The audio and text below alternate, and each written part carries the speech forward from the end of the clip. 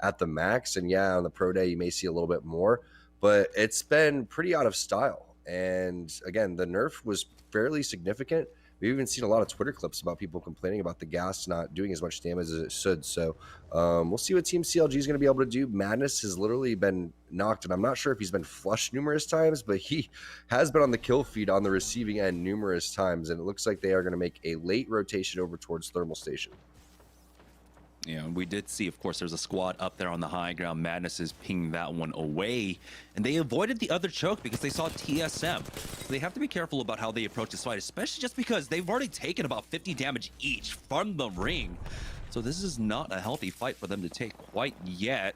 You're gonna get Thermite down, but that's odds of gold armor that can easily heal that up. Defensive bombardment will force them back as well. And so nothing coming of this engagement quite yet. And CLG still have to consider how they rotate out. And that might have been an Octane pad being used to get out. Now CLG are trying to take advantage of that. They'll use this opening to get onto the low over here by Thermal, but there's a lot of squads still in this area. Is that a Bangalore smoke? Who the heck's playing Bangalore? Just random smoke where they were taking the jump pad. Looks like Third Impact's getting some more kills over towards the side. Madness trying to track this player in front of him is not able to. It looks like Lou gets knocked. That's going to be Albrelelli over towards the side. Nice job coming in, and it looks like they're going to be trying to get Madness as well, but he's going to queue back on over towards Vaxlon, and that's huge. Having your Gibraltar down means that they're not going to be able to get that dome. And oh man, Albrelelli again starts with the longbow and then goes on over to the R9. And now Vaxlon is running for his life.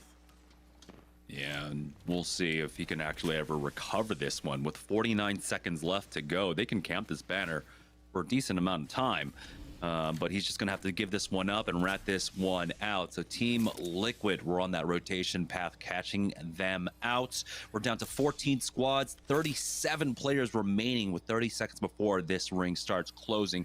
And it is, of course, continuing to pull on down over towards Tree. Vax eyeing the banners, but he does get hit up from that high ground position over by the connector area. Yeah, so they're playing on Team Liquid side, Octane, Gibraltar, and Bangalore. So really interesting team composition. You probably never would have thought a couple months ago that that's what you're going to be seeing a team like Team Liquid play and actually try to seriously utilize that. But we still see this zone pulling over towards the tree side. Not sure exactly which one it's going to be, but Applejacks is in a phenomenal position with this high ground, and we do see the pings coming down. So it could still pull a little bit more over towards them, but I feel like it's going to go and be that ending that we actually saw yesterday. Yeah, which is why, again, we have to question why Cheese pushed out of their building early on. Team Razor, though, here in a fight with, I'm not entirely too sure who's on the other side of this one. This is the fight that we saw earlier on, by the way, or, well, the area where we saw the fight earlier on, but a good scan by Android to figure out that there is a team, a full squad right behind them. They instantly turn around, spot them out. That's Team Liquid. Nocturnal going down. Flanker's the next one to fall as well. And they pick up 2. Now it's just up to 1 remaining. Albrelelli, we'll see how much longer he can survive for. That was nasty shots there by everybody on Team Razor. Those are not easy to hit and track. Flying through the air, pretty decent distance as well. And now it looks like there's another team involved over here too, but Hakulo takes a big initial damage burst, so he's going to fall back on over towards, I thought he was going to stay over towards Muffins behind the rock, but it looks like he's more focused on getting to the fence where they were at before so he can get cover from Android and from Muffins, as Muffins is using the rest of his flatline ammo here. Only 60 shots, so he's going to have to start being careful. I believe that it's Team Pop-Tarts that were coming in for the third party, and yeah, they do ultimately finish off Albrelelli, so Team Liquid out. Third Impact, once again, fighting up against Los Carritos, have already gotten 2 knocks in that fight. I wonder what's going on there, as Team Applejacks are coming in, making a push on one of these buildings down here by Tree. They will finish off Team Intel, but Panders from the grave, gets Aves and Trinal down. That might mean a team can get aggressive here, but a gold bag res coming out from Molders will get them right back into this and ready in fighting shape. He doesn't have his bubble for another 10 seconds, but that defensive bombardment will buy enough time to cover this res. Look at Trinal, man. He's a real one. Instead of crawling back into safety inside the building, he keeps his shield up like an OG so his teammates can get res. And he doesn't even get thirsted throughout all that. So what a job. Good teamwork coming in from Applejacks. And they continue to impress, not just on the open day, but it looks like they know what they're doing on the pro day too here, Jamerson. Yeah, they've gotten at least 3 kills. Rollers with the 3 there. As Uxako is still alive for Los Carritos, finishing off Team Pop Charts. We're down to 10 squads and 28 players remaining before the 4th ring starts closing up. Here's 303. They are also controlling one of the outskirt buildings here at Tree. With the Beast of the Hunt already popped, about to end for Bambino here. And so they might have got into a small engagement. Ultimate Excels are in hand for him, so he will be prepped and ready for the next fight, which will be coming very shortly here. 30 seconds left to go for this ring. It's Team Pringles getting into a fight inside, basically, well, the main tree area over here at this POI. They have to be careful, of course. This is not the most coverage that they're afforded, but wow, they've already gotten 2 knocks, Rollers and Trinal down. It's all up to Aves here for that squad. And you have to remember, Aves, I don't believe, was the one with the gold bag. We'll see if they have a second one in store. Team Pringles, though, they are on the bad end of a nade spam, as they did get pushed. And good peek out from Phony there, as he gets that knock onto Stunny. Rice Krispie Treats getting aggressive on that one, but they get punished for it. Team Pringles are able to full heal up once again, but now they have to contend with Caustic Gas getting slowed down. Casper gets the knock onto Phony, and now they're down to a duo as Fury is trying his best to heal up.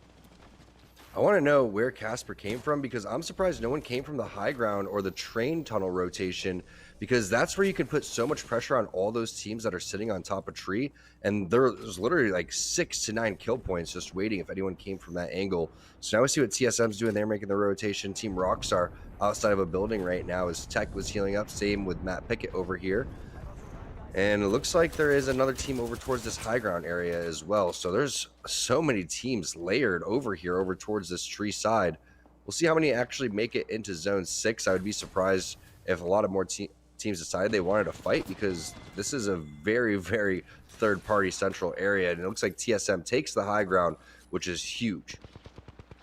Yeah, so they have all of this triangle to themselves at this point. With 5 squads remaining, it is going to be all 5 full squads as well. If they need to, they've even got the replicator there to come up with extra meds. But TSM, they've been getting into some decent scraps throughout this. Oh, Hal peeks down underneath, spots a full 3-man, gets an Arcstar into that bubble, and there is a knock onto Bambino. And TSM, with the help of Tanner Slays, not on their squad, we'll be able to push this. Paradise will be the next one to fall, and it looks like they'll be able to finish him off. 194, how the hell do you survive that?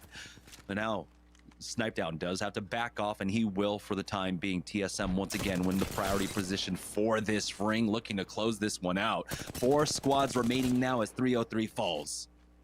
Is that Snipe Down? He's moving like he's not playing on controller. I mean, it looked like Snipe Down's shots, but the movement seemed a little bit fast from Snipe Down. It looked, maybe he, maybe he drank a Rockstar or something like that before this game started. He's out of his mind right now. Look at these guys going absolutely nuts, dropping down.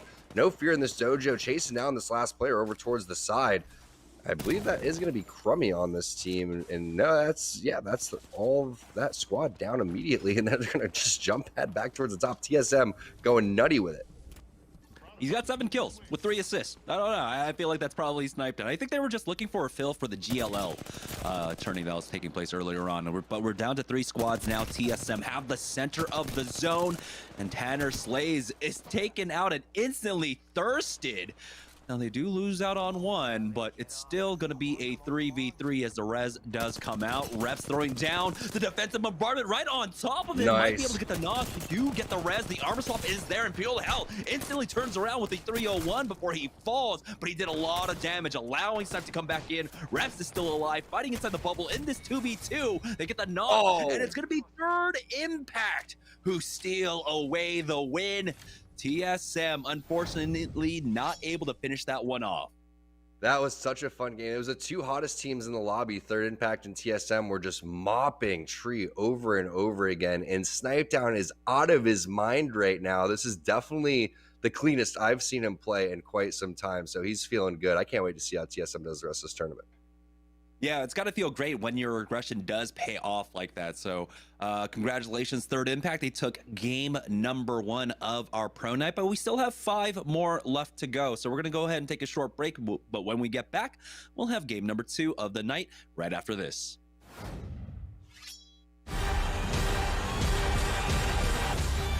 One shot, not a future for sure. Versus coming daily under pressure.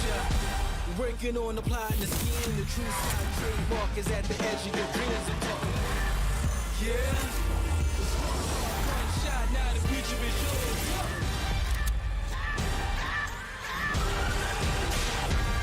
I'm turning dreams into reality. In the lab with the formula and chemistry.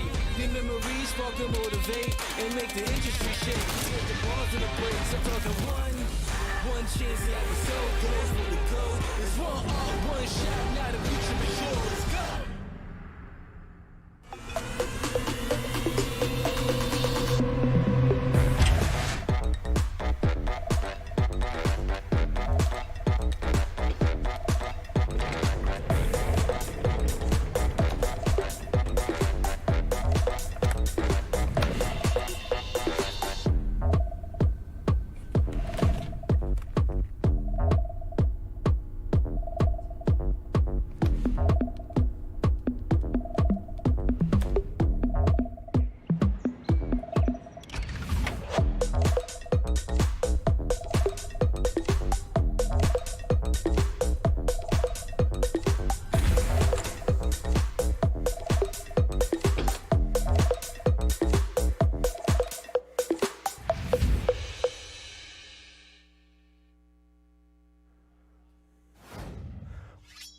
What's up, everybody? Yeso back here in the Esports Arena Orange County studio. One game in the books today, and no real surprise here. TSM was dominant last week, taking the top spot on Wednesday with 73 points, and they're looking to repeat, but Third Impact with an impressive finish to that first game, able to close it out and grab the first dub. But I think we're going to see a lot more of those two squads throughout the night, so definitely keep track of them. We got Zeke over here. Obviously, IGL there for Third Impact. We'll see if they can keep it going. I think those two are certainly going to be duking it out. But TSM controller guy, which we did confirm, is in fact sniped down. So T-Squared on point with that guess.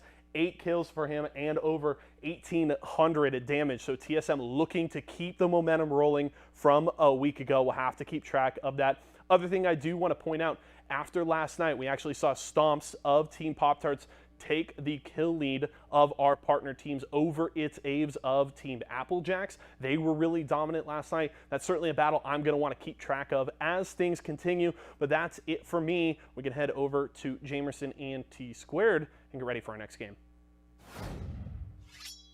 Imagine you love frosting and filling. I do love frosting and filling. Oh, well, imagine if there was a way to enjoy that delicious goodness anywhere, anytime, out of the toaster, out of the box, out of one of those baggy thingies, with nothing but a thin layer of foil between you and... Pasta. Yes, Curtis. This is a commercial about pasta. I love it. Frosting and filling for your pasta. I like pesto. I wasn't born in the spotlight. Nah. Had to grind and shine like a star on a hot night. And something about the struggle now resides in my muscles.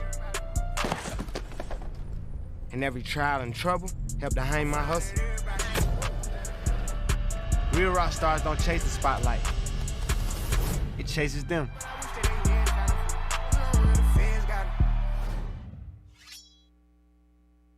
All right, welcome back, everybody, to Series E. We had Third Impact taking game number 1, but TSM did slay out in that lobby, and so that's going to factor in a lot towards our leaderboard. So let's take a look at the Mobile 1 leaderboard. TSM, despite coming in second, just fragged so hard. They ended up getting 23 kills overall. That's what, 23 points overall. That's what, 14 kills?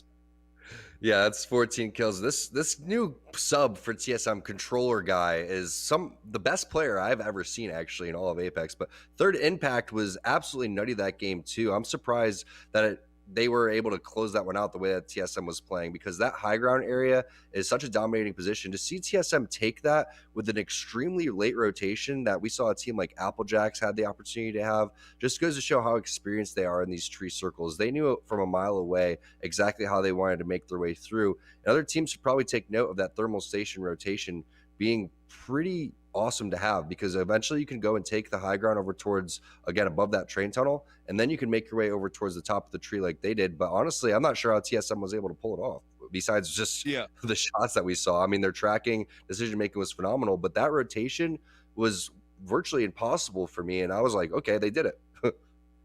Let's take a look at the Mobile One high performance moment here. 303. We had Tanner Slays coming in from the No Cocoa Puff squad that got the initial knock, I believe, and then TSM took advantage of this, but they were able to play this position, just starting in and out from these positions over and over again, picking up so many kill points. They had some decent kills during the mid game, during the rotation. Throughout all of this, they helped take out Pop-Tarts and other squads. But take a look at how much control they had. Every single angle covered here, controlling the high ground and expertly using these scans. I'm really happy to see the combinations that both players are using. R9 in the hands of Snipe down here, and then Hal rocking the R301 with the Mastiff as well, because they're able to just beam with this. You can see their tracking is so strong. We've seen some kind of different combinations being utilized. We've seen Snipe down use the Scout a lot. Reps use the Scout a lot. We've seen a lot of different things coming in from Hal, like the flatline, but I really think that these are two of their stronger guns. And when they're running around beaming like that, you see that 194 just instantly. It's just so fun to watch. You can see the confidence that they have. They're not even worried, because they're able to, again, utilize the jump pad to get back over towards the top. But I feel like the communication is what allows you to be able to go and do that, right? So they're obviously calling things out, working through things, but it's not just their shots. Again, their rotation was very impressive. I wish we had, I'm probably going to go back and watch their VOD and see exactly how they went from so far outside of tree to in, when we saw the mini map and there was so many teams waiting to gatekeep them.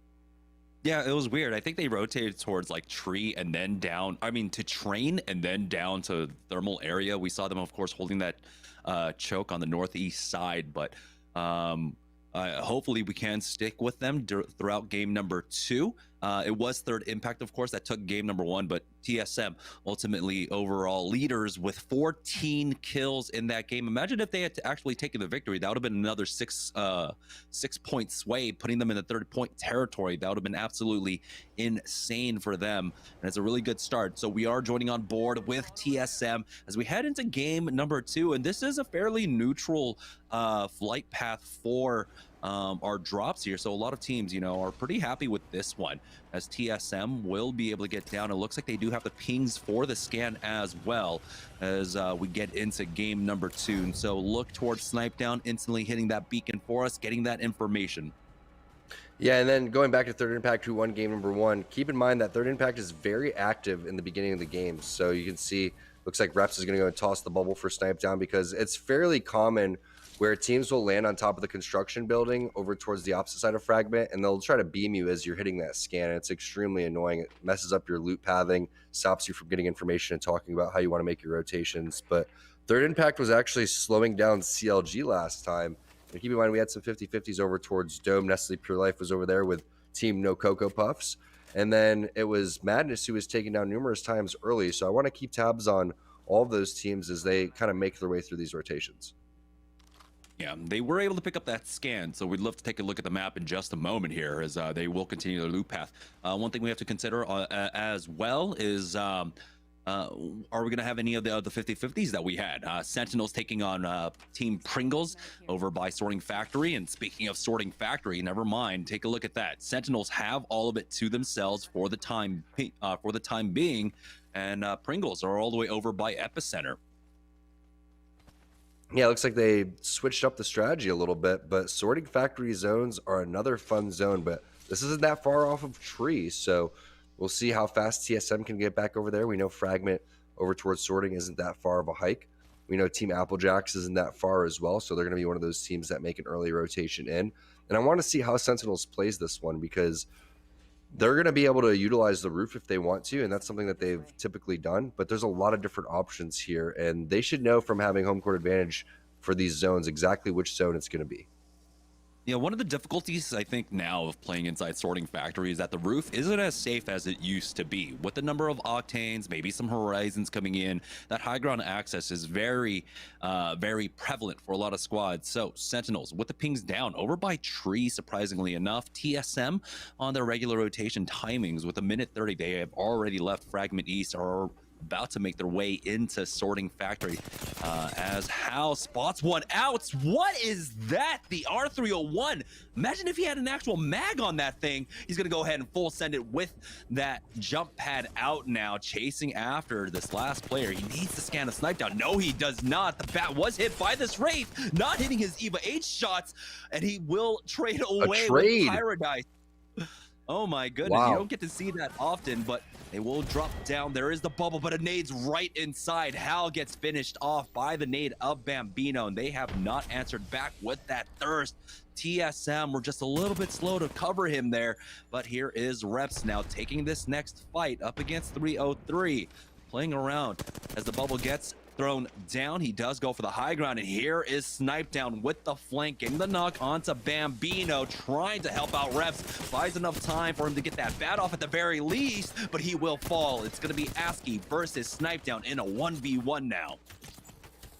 Snipe down was going for the thirst throughout all of that, but doesn't armor swap because he's the controller guy, so he's going to go and hit the battery instead, and now some pings going down for Reps, and he is basically trading the thirst so he could get information from Reps, and now the double scan coming out. We have a little Bloodhound on Bloodhound 1v1 here to see who's going to be able to get these banners back. Snipe down shooting through the window, only connecting from 24, sees that he has the disadvantage in terms of armor and is worried about a third party possibly coming in. He does see that that's coming from the side, so he's going to bail. Unfortunate for TSM.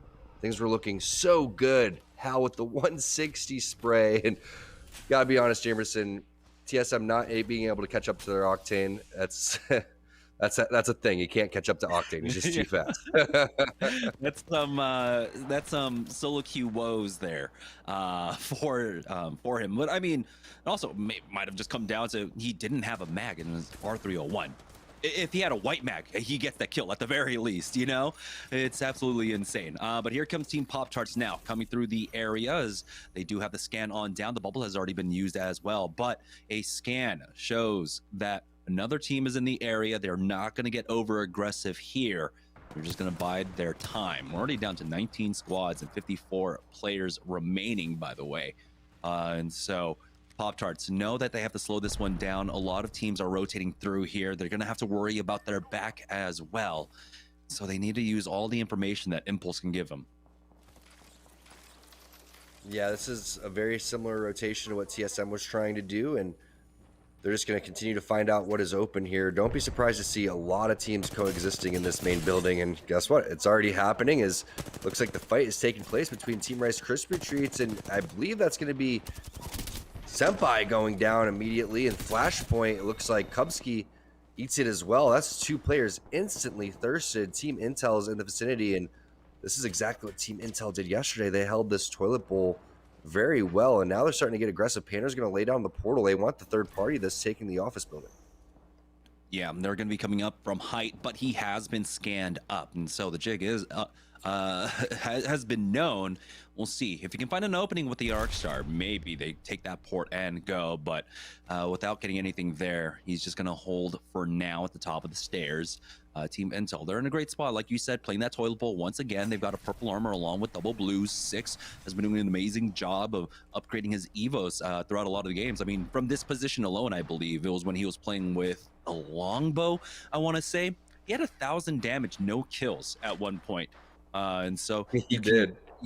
Definitely utilize this position to try and at least upgrade your evos. Yeah, it looks like they're going to just kind of slow play this, checking the portal, see if anyone's going to come through.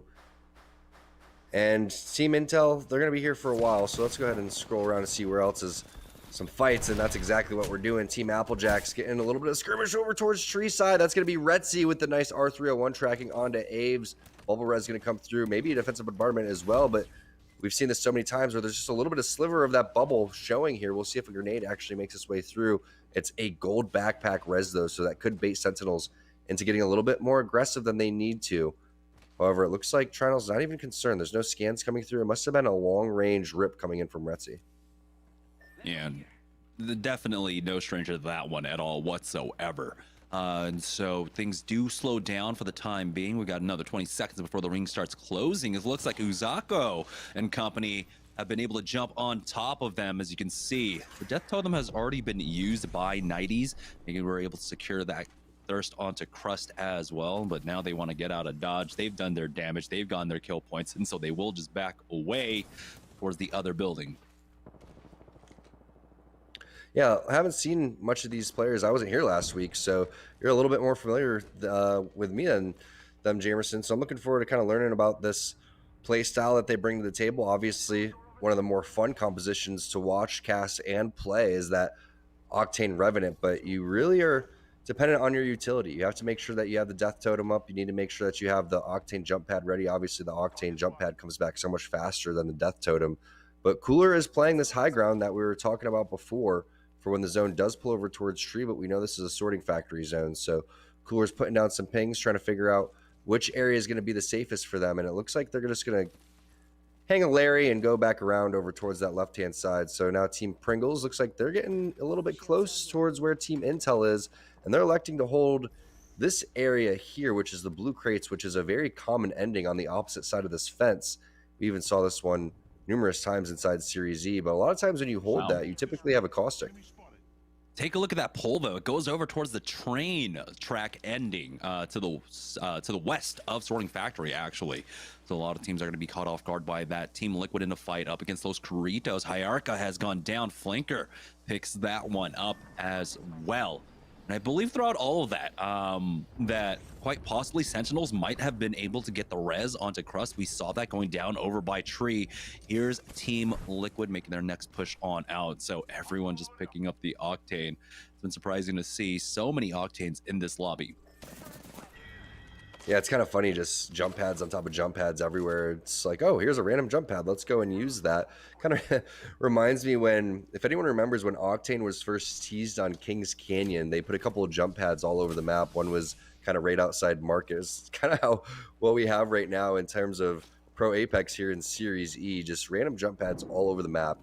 Team Liquid holding this fence area, and I think that this is going to continue to pull over towards that train cart like you were talking about, Jamerson. So we are going to have an absolute bloodbath here in Sorting Factory.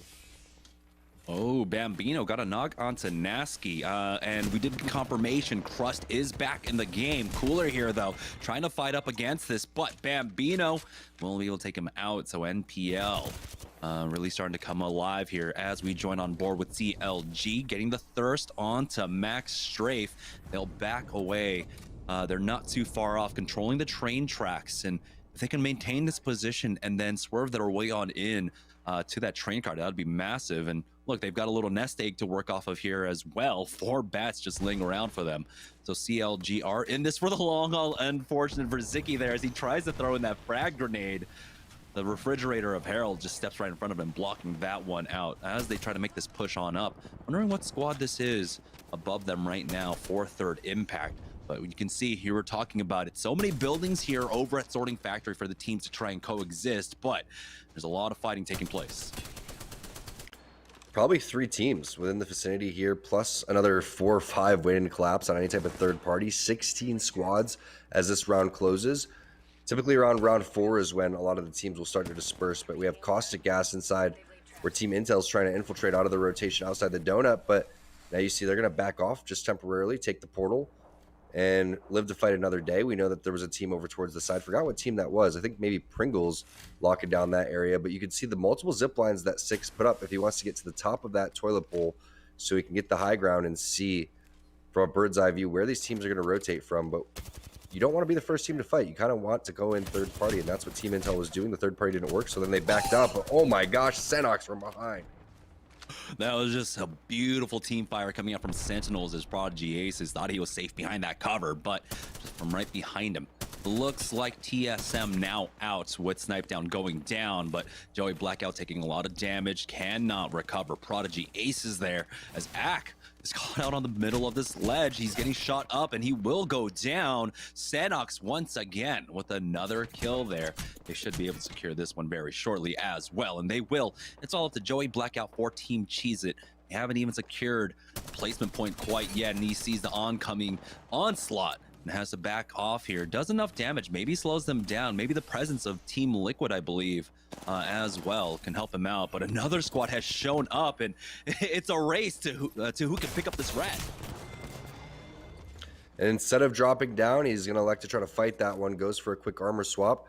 Doesn't work out, and that's going to be Team Sentinels coming through and looking fairly strong. So it's nice to see how they're playing this one. Again, a little bit of unpredictable zone pull. And the team that's on top of the rotation is Team Liquid. How long are they going to be able to hold this train cart? There's a high percentage chance that it ends directly where they're at.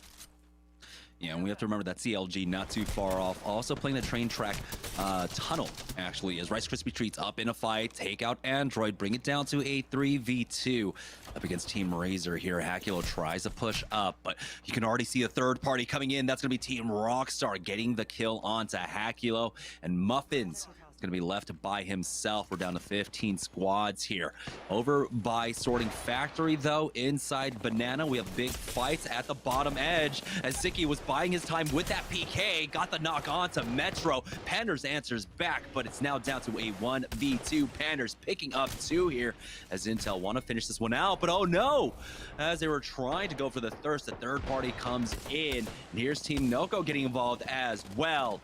So a lot of fighting taking place here as they have to survive this next third-party attempt. Noob King has gone down as Tanner Slays pops into that queue. Will go ahead and use his port to back on up. Team Pringles wants to get involved, but ultimately here, they can be happy with the loot, picking all of this off, but another kill would help them out as well. Sliding in behind that cover just in time to get into that port.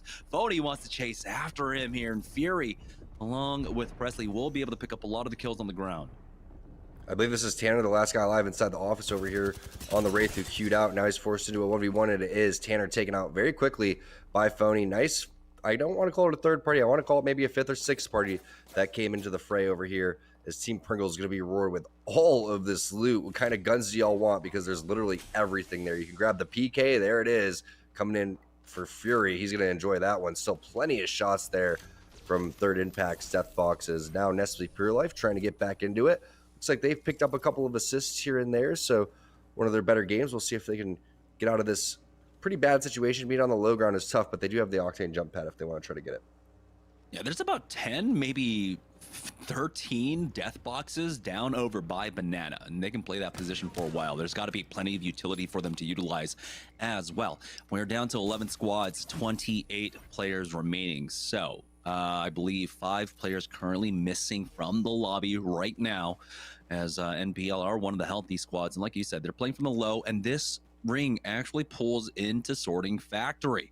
And so that Banana position that Team Pringles will be playing out of, they are happy to be there. They have all those boxes, all the armor swaps, all the loot to play off of. What an amazing turn of events for them. What do you guys know about rocket snipes in the chat? Imagine if you had a rocket launcher right now, Nestle Pure Life would be absolutely done for. We'll see. We'll see eventually if rockets come into Apex. But Pop-Tarts with their rotation, this has been so tough for these players to predict. We've seen 2 different, completely different zones, basically, where you would say, okay, Team Liquid, you have the high ground, you have the best position right now, but no, you don't. You have to make another rotation through, and Team Pringles is going to be in the best spot right now, like we were talking about. Jamerson Razor on the Tomcat Rat Cam over here, as Muffins is trying to hit some heals. I'm sure there's going to be a Bloodhound scan here very shortly. But didn't hear him? Looks like he is done for. There's no way he's going to get out of that. They didn't hear him, and you can see he canceled that heal just in case as well. But here it is, Rice Krispie Treats in a very great spot, as they are basically just center zone for the time being. They've got the caustic to slow any team down. There'll be a lot of fighting taking place around them, probably not on top of them. Nice Arcstar goes out as Team Pop-Tarts are trying to hold down here on the low ground up against this squad. Don't know who it is on the other side. It is actually Team Liquid. They've already gotten the first knock, and just like that, Pop-Tarts finish off Liquid with the help of CLG, and now CLG are trying to take advantage here, coming in from the 2-point entry. Do back away into the bubble now as they chase after. Team Pop-Tarts pushing up, and wow, just like that, Vaxon and Lou will clean up 2. CLG lose out on 1. The third party attempt, is it coming in? It looks like that squad is considering it, but the scan is there. That should keep them at bay, buying Lou enough time to heal up. He's got the armor swap, and CLG survive. What a job by Vaxon. You can see the confidence that he has in Madness to go and do damage.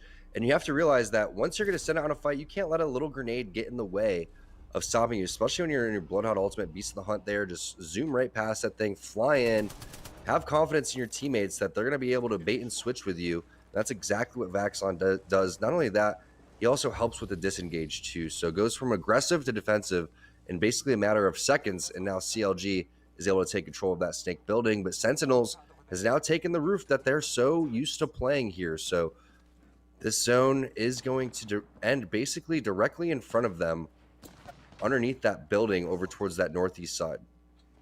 They've already gotten 4 kill points, so they're happy right now. And it's all about finishing this one out strong with the 8 squads remaining. I believe that is Muffin still in? He might still be ratting this one out. We'll find out. CLG have made their way on in, but they're playing inside, underneath a building actually, with very little cover, only those pillars to work off of. So they're going to try and avoid the LOS there as best as possible, utilizing these shelves. So let's go ahead and take a look around at other squads. Well, where CLG's at right now is literally the best spot in my opinion too. So I'm glad that we hopped on board so we could see exactly what CLG's thinking, because that zone is going to end directly in front of them underneath that building. So we'll definitely keep tabs on what CLG's up to, but they're going to be gatekeeping these 2 teams right here as they make their exit out. So don't be surprised to see Sentinels try to take the roof of this building here, probably with a portal from Retzi. If Retzi wants to, he can go from roof to over towards the side and clamber up directly where Stunny's at right now, or excuse me, where he would be in that other building, and then take that roof. But that's the only team they'd have to worry about would be Team Rice Krispie Treats.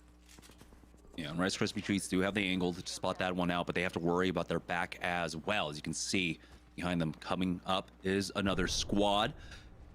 As the situation gets a little bit more tense here, we do have the squads rotating in, defensive bombardment coming down on top of Rice Krispies, but they are fine inside the building. I say that, somehow Stunny gets hit, barely on the edge. One of those bombardment hits is the NPL trying to rotate their way on through. They've got a squad ahead of them though, as they try to climb up. It's Sentinels. Fortunately, playing inside the low ground here. They've already lost out on 2. Retzi's the only one alive, and this is what I'm talking about. The high ground is so easy to take with that jump pad. Applejacks were able to get on top of the crane, and even though Aves goes down, they're able to at least get that res safely. Rollers is actually on the ground here, and Aves gets re-knocked by Lou, so Rollers is now just going to try and finish off this squad, but Retzi survives, and he needs to hit up that med kit for the time being. Sentinels have hit the top 5 throughout all of this. We still have CLG alive, Rice Krispie Treats, along with other squads, but there's 12 players remaining, so 2 squads damaged at the very least. Yeah, it's going to be a super fun zone. Sorting Factory, again, with all of these different buildings, all the teams have so many different options to go and play. And that high ground was fairly useful as Rice Krispie Treats is looking strong this game. And Casper on the Caustic, getting to the late game is going to be really deadly. Now he's going to go and take the high ground over towards this roof. Has plenty of different head glitches that he wants to go and utilize. Scout Prowler in his back pocket too. So he's going to be able to have that digi threat through the gas. Definitely keep eyes on Casper for this end game. But there's a lot of good teams waiting in the wings. Remember, CLG is in a priority spot underneath the building where Casper's focusing as well. Yeah, and he has that Nox gas grenade primed and ready to go whenever he needs to use it. Navi's Kuya was the one lone rat in this lobby. We're down to 4 squads remaining, and so 1 squad is running around currently as a duo for this last circle. Rice Krispie Treats, they have all their barrels set up. They've got the Beast of the Hunt ready to go when they need it. They'll have the scans on scans to allow Casper to know exactly where he wants to throw this down. Res Beacon, the mobile Sentinels. respawn beacon actually drops down here. Has to be Sentinels. It is. That's going to be a great job by Retzi. He gets Crust back up after winning that 1v1 against Rollers, and then he gets the team back into the game by getting Senox here. And there should be some loot in the area to try to get some armor swaps. They also somehow get Casper down with a thermite. Are you kidding me? That is the player they need to get rid of as well. He had the mass bulk of utility for his squad. Lou gets the knock on to Sentinels here, but CLG cannot push out of their position. All they can do is throw in their utility to try and secure these kills. They've got that roof controlled now, and with the Beast of Hunt getting popped, they want these kills. Every team wants these kills, and here come the nades to try and finish them off. Nice spray down to take out Senox, and Sentinels are once again down to a duo. Vaxon turning his attention now over to team to their east as the zone is starting to pressure them. Defensive bombardment will fall. Most teams have made it underneath cover at the very least. We still have to worry about that cost. Casper should have gone right back up. Sentinels now down to just one, and CLG are going to try and send it into this rooftop. Again, buying time for this ring to try and do work for them, but all of the squads are basically underneath here as things slow down. Dropping down as the bubbles have been used. Vaxon is on his own, but with the help of Madness, they get the knock on to Casper. They drop down. Now Lou picks that one up with the massive. He needs to reload as he goes for the armor swap as well, and CLG will take game number 2. Yeah, great job by Vaxon, just baiting the rest of the players in there for Lou and Madness to clean up. I see what you're doing, Vaxon. That is a team play. That is giving your body for the play. So congratulations, CLG. We're able to really maneuver around well there for that late game and take the victory. Had a number of kill points as well. So we'll see if they break into the top 3. We're gonna go ahead and take a short break. When we get back, we'll have game number 3 of the evening right after this.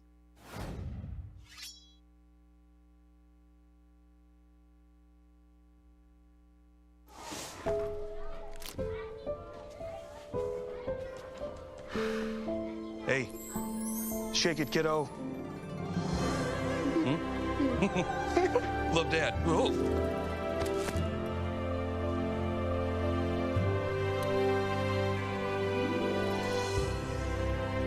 I've got this. Kellogg's Rice Krispies Treats. A little love when it's needed. It's Kellogg's, Fruit Loops, Apple Jacks, Corn Pops, Tiger Paws. They're Jumbo. Jumbo snacks, snack time heroes. Go take them on the go. Cereal, magnified, showing up for snacking time. Jumbo snacks, snack time heroes. Go take them on the go. It's Jumbo. It's for snacking. It's Jumbo Snacks.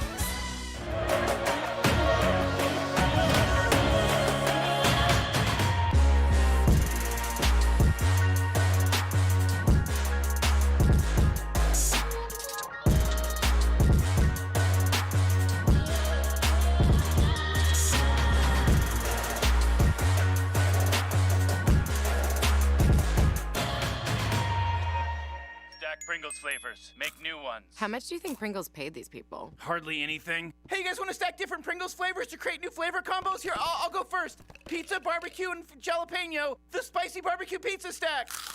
Get him! Grandpa, what's going on? Pringles. We're trapped in a Pringles commercial. They must have taken us in our sleep. How can we get out? We can't, Summer. They warned me this would happen, and I didn't listen. Stack Pringles, make endless new flavors. Stacking Pringles to make new flavors. Make endless new flavor and barbecue, wavy, and sour cream and onion equals a 3-layer dip stack. How's it going, y'all? Yeso here, back in the Esports Arena Orange County studio. After 2 games, got to see CLG take that one, and that was a really fun game to watch. A very spicy final circle there. Big credit to the squad here, obviously sweeping it all the way across the board on our post-game stats. Lou, I'm Madness, and Lou again. And big credit to Lou and the squad. The positioning, really clean throughout that, constantly taking high ground. Obviously, we saw Vaxon kind of jumping off the top early, drawing a lot of that action, but Madness and Lou able to finish it off and grab the win. 6 kills for I'm Madness there and over 1,500 damage for Lou. So CLG feeling great. As Jamerson mentioned, we'll have to see how the standings shake out so far through 2 games, see if they're able to break into that top 3. But we were looking at Third Impact and TSM after game 1. A little bit of a quieter game from those 2 squads. We'll have to see how things shake out in game 3. We're going to head to a short break right now, but we'll be back in a few with game 3, and we'll see you guys at halftime.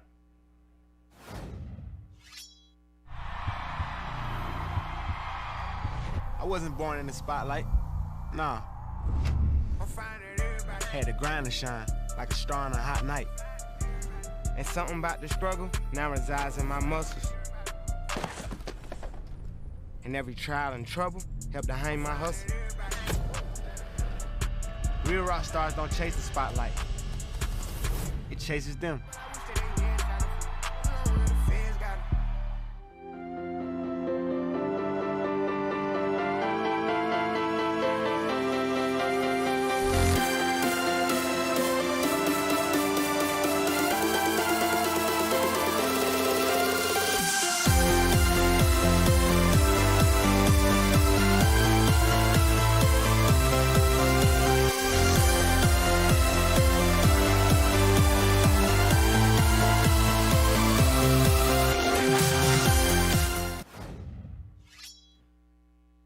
All right, welcome back, guys, to Series E as we are getting ready to head into game number 3 of the evening. Third Impact took game number 1. CLG took game number 2. And with TSM going down very early on there in game number 2, that means we're going to have a congested leaderboard to say the least. So let's go ahead and take a look at the Mobile 1 leaderboard here to see how things shape up heading into this. CLG have tied up TSM, and because they took that win, that does mean that they do have a tiebreaker up against TSM, but we still have 4 games left to go.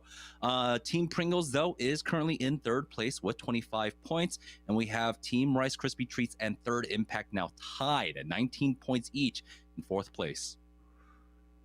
Yeah, pulling that up. Okay, cool. Got it. Sorry, having some problems with my setup here. Yeah, so obviously we've had some pretty good games so far, and looking forward to some more. Let me get my stuff fixed. Yeah, so Team No Cocoa Puffs off their back of the good team game number 1. They are still in 6th place, though, within reach. And with 4 games left to go, like we said, nothing is set in stone quite yet. There's still a lot to go here, but CLG were able to use a very strong position and made a rotation into Sorting Factory. And we're able to kind of flip that position from the low ground onto the high ground. It was a really nice job coming out from them to find that. We're going to go ahead and take a short break, though. We'll get right back after this, guys.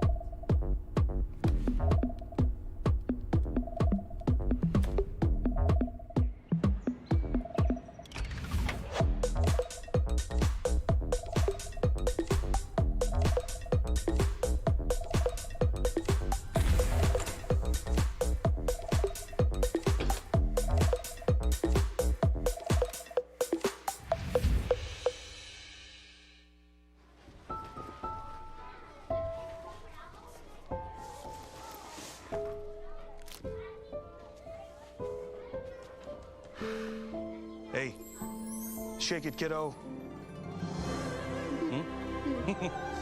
Love Dad. Whoa.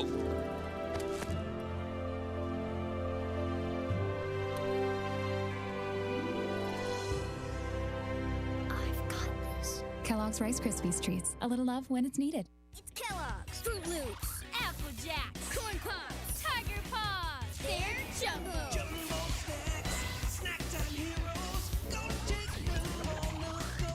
Cereal, magnified, showing up for snacking time. Jumbo snacks, snack time heroes. Go take them on the go. It's Jumbo. It's for snacking. It's Jumbo Snacks.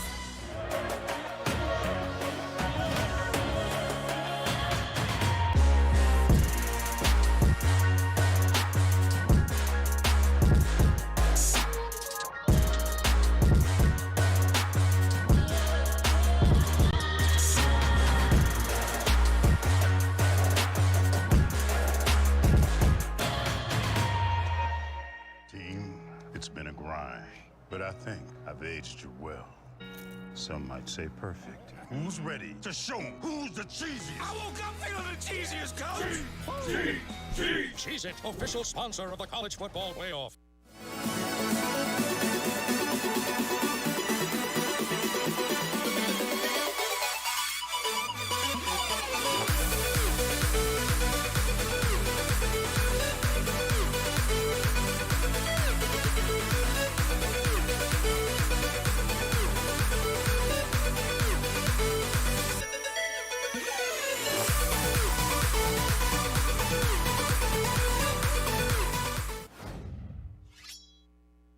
All right, welcome back, guys, to Series Z. We had some technical difficulties, but we have it all fixed, and we are back getting ready for game number 3. So let's go ahead and take a look at the Mobile One leaderboard once again. So we do have a lot of ties taking place. CLG currently in the lead with 26 points.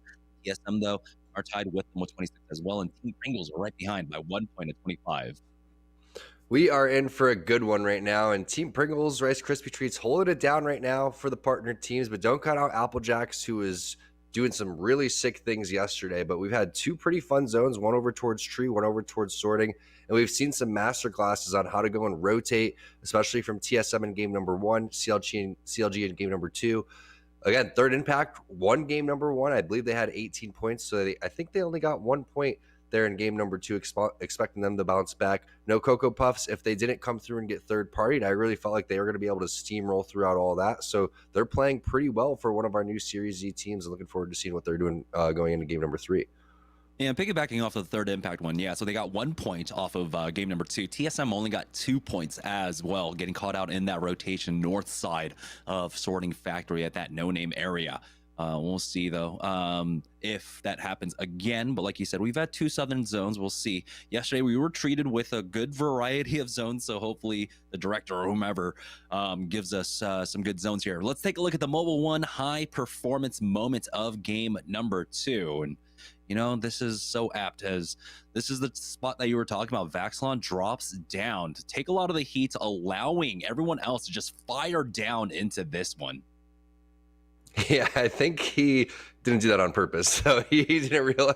His 2 teammates were like, dude, why didn't you drop a little bit later like we did? But Vaxilon flies down in there, does the dirty work, and then the rest of his teammates clean that up. But they were, you know, playing that phenomenally, going on over towards the bottom of that building and then over towards the roof. And I was expecting Sentinels to actually go towards the roof too, and they didn't.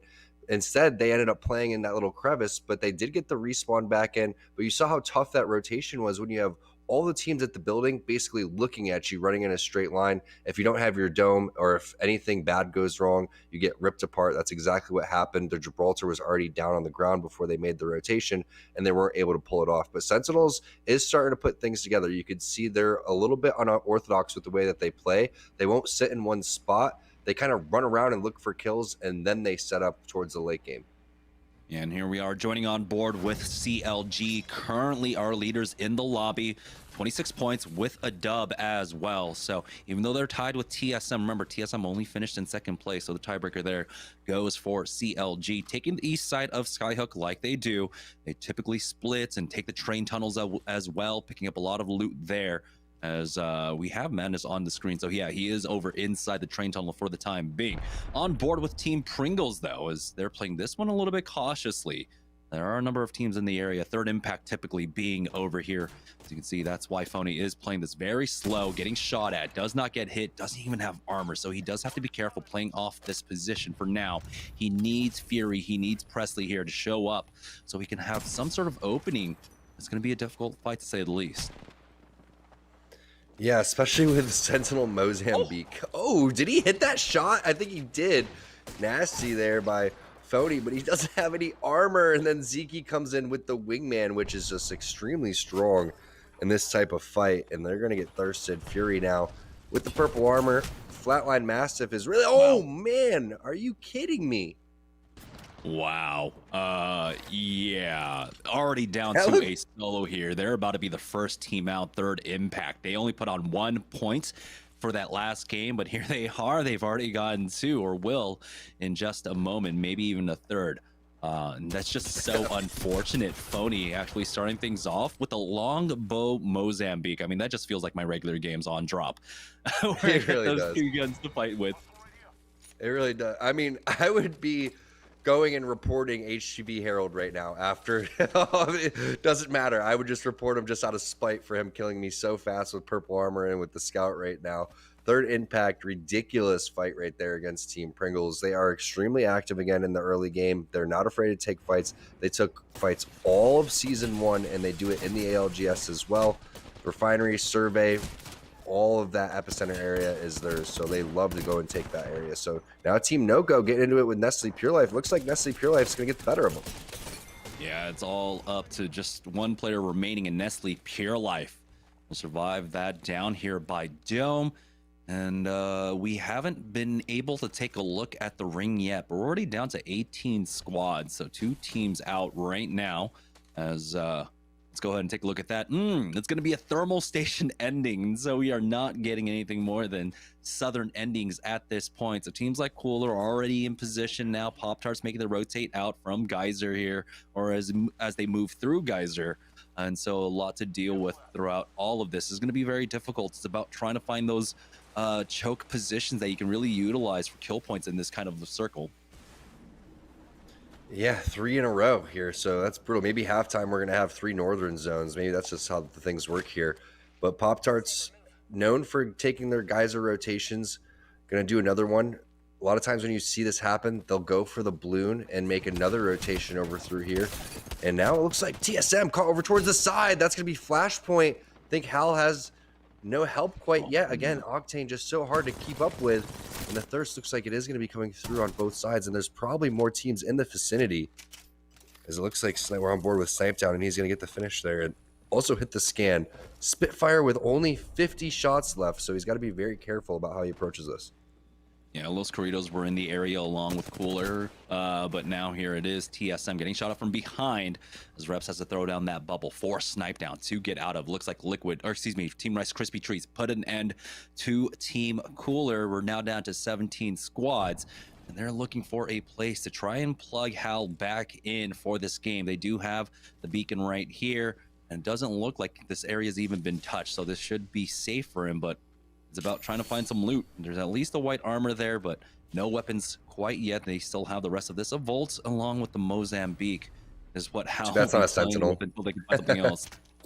I wish it was a Sentinel, right? Hey, it's not that bad. Maybe he'll find some hammer points there, but just getting Hal back into the game, he'll be able to make some leadership calls while he's dead. But it's better to have him in the game there, and also just the presence of a player like him almost counts for 2. So we'll see what Team Intel is able to do with their thermal station drop, and also some scans coming out for Panders.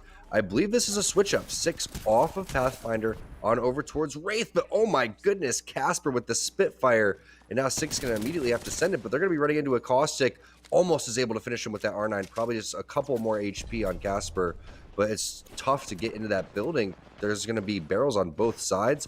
They do get him back up, but at what cost? Casper sends it back in, trades on both sides now. Panders with just a sliver of HP goes down to the rock, and it looks like the armor swaps are going to come through. It's going to possibly be a res going on to Metro. So I'm not sure if they finished all the players right there. Did they finish that fight off?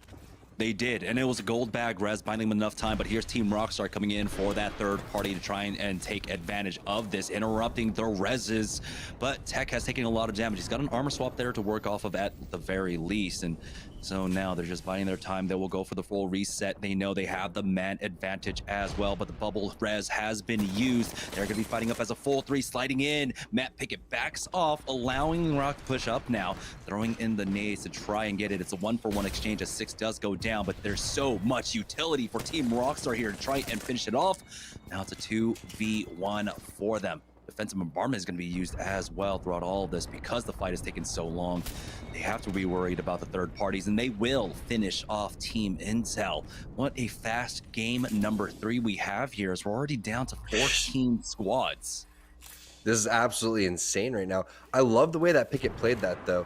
The baiting and switching right there, having the Gibraltar shield come in front of you, waiting for the shield to dissipate before you go and toss the grenades. But we do have another fight taking place, and it looks like this is going to be Flashpoint over towards the side. Is Sentinels involved in this one, too? So this is a 3-team fight as Lou does get knocked. Madness goes for the res. Vaxon will be holding it off, but Sentinels, knowing Sentinels, is most likely going to send on this building. It was a charge rifle though, so they could be pretty far off as CLG now recovering, and at this time your third party timing is just absolutely over. You still have to worry about so many teams moving through the choke points here, making the rotations in, and so the third party attempts could be plentiful. But right now CLG have recovered. They have at the very least 3 kills. We're already down to 13 squads, 38 players, so one team playing this one out as a duo for the time being.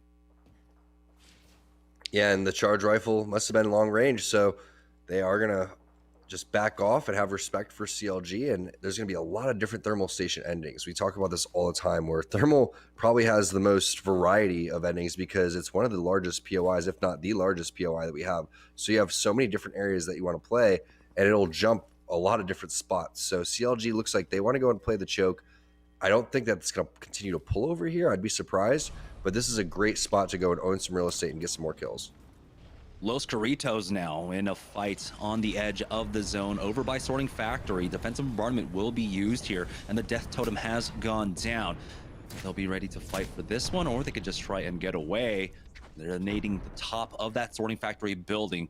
Hyarka is very close to being cleared, along with 90s, and Uzako was not able to hit that death totem. 90s already sent on back Hyarka just a sliver of HP before he is sent back with that death protection, bringing this down to a 2v3.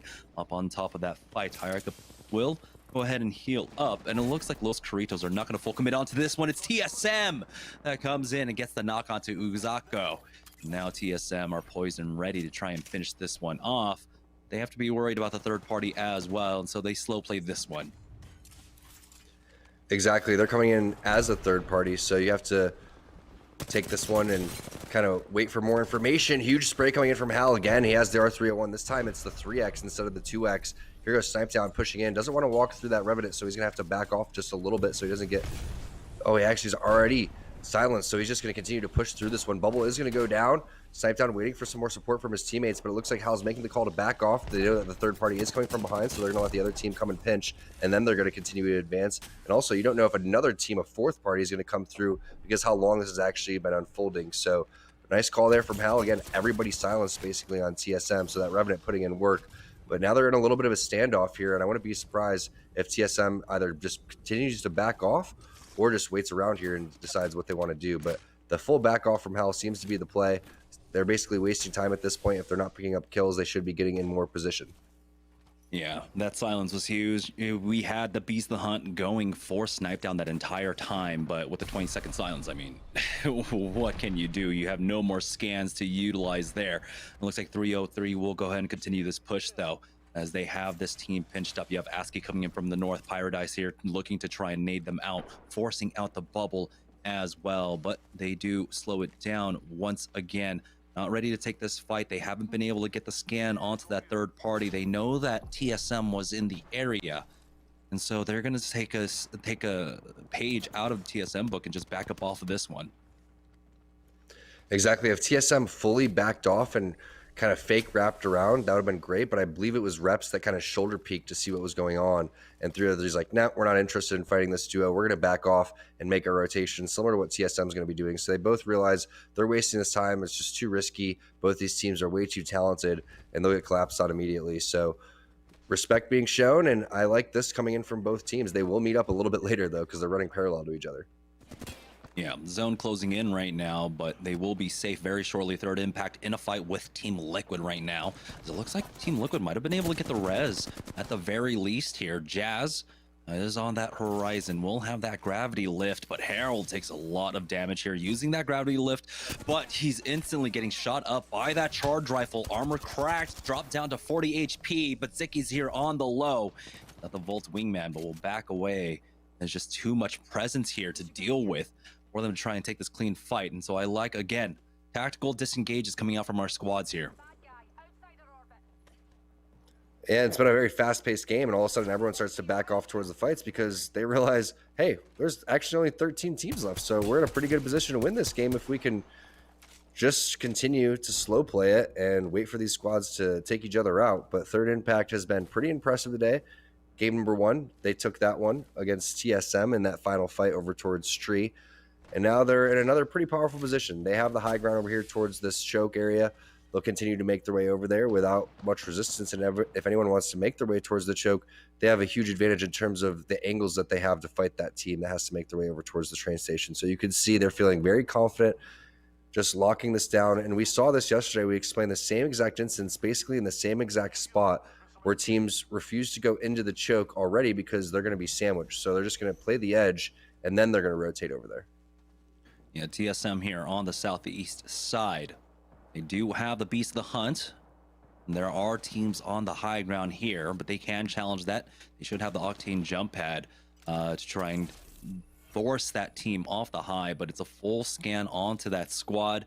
We'll see if they go ahead and utilize that, as they do slow it down once again. They have plenty of time to work with. There's still 1 minute 27 seconds left to go. They're right on top of it. Defensive bombardment is going to be utilized there, just create an opening for them to get inside the train tunnel. I like that, though. You might as well. You need to get into the zone here, and zone number 3 and number 4 is where things start to get brutal.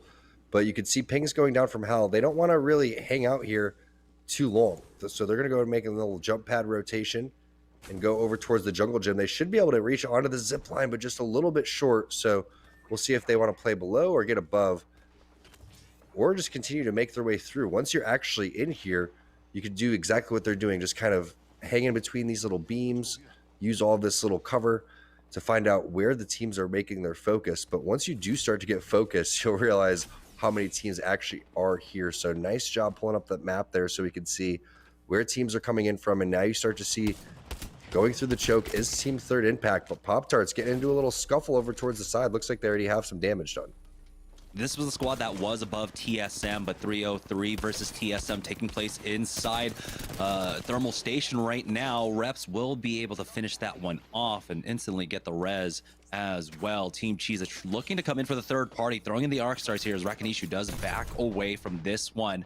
A lot of teams in the area here as Na'Vi get involved as well. 2 down, it's all up to Imperial Hal. They don't have a port because, of course, he's on that Octane. And so they should get thirsted in just a moment here. The Cheese biding their time on this one. As this thermal station ending, we did get a look at that ring, and we'll go ahead and continue to pull up to the north.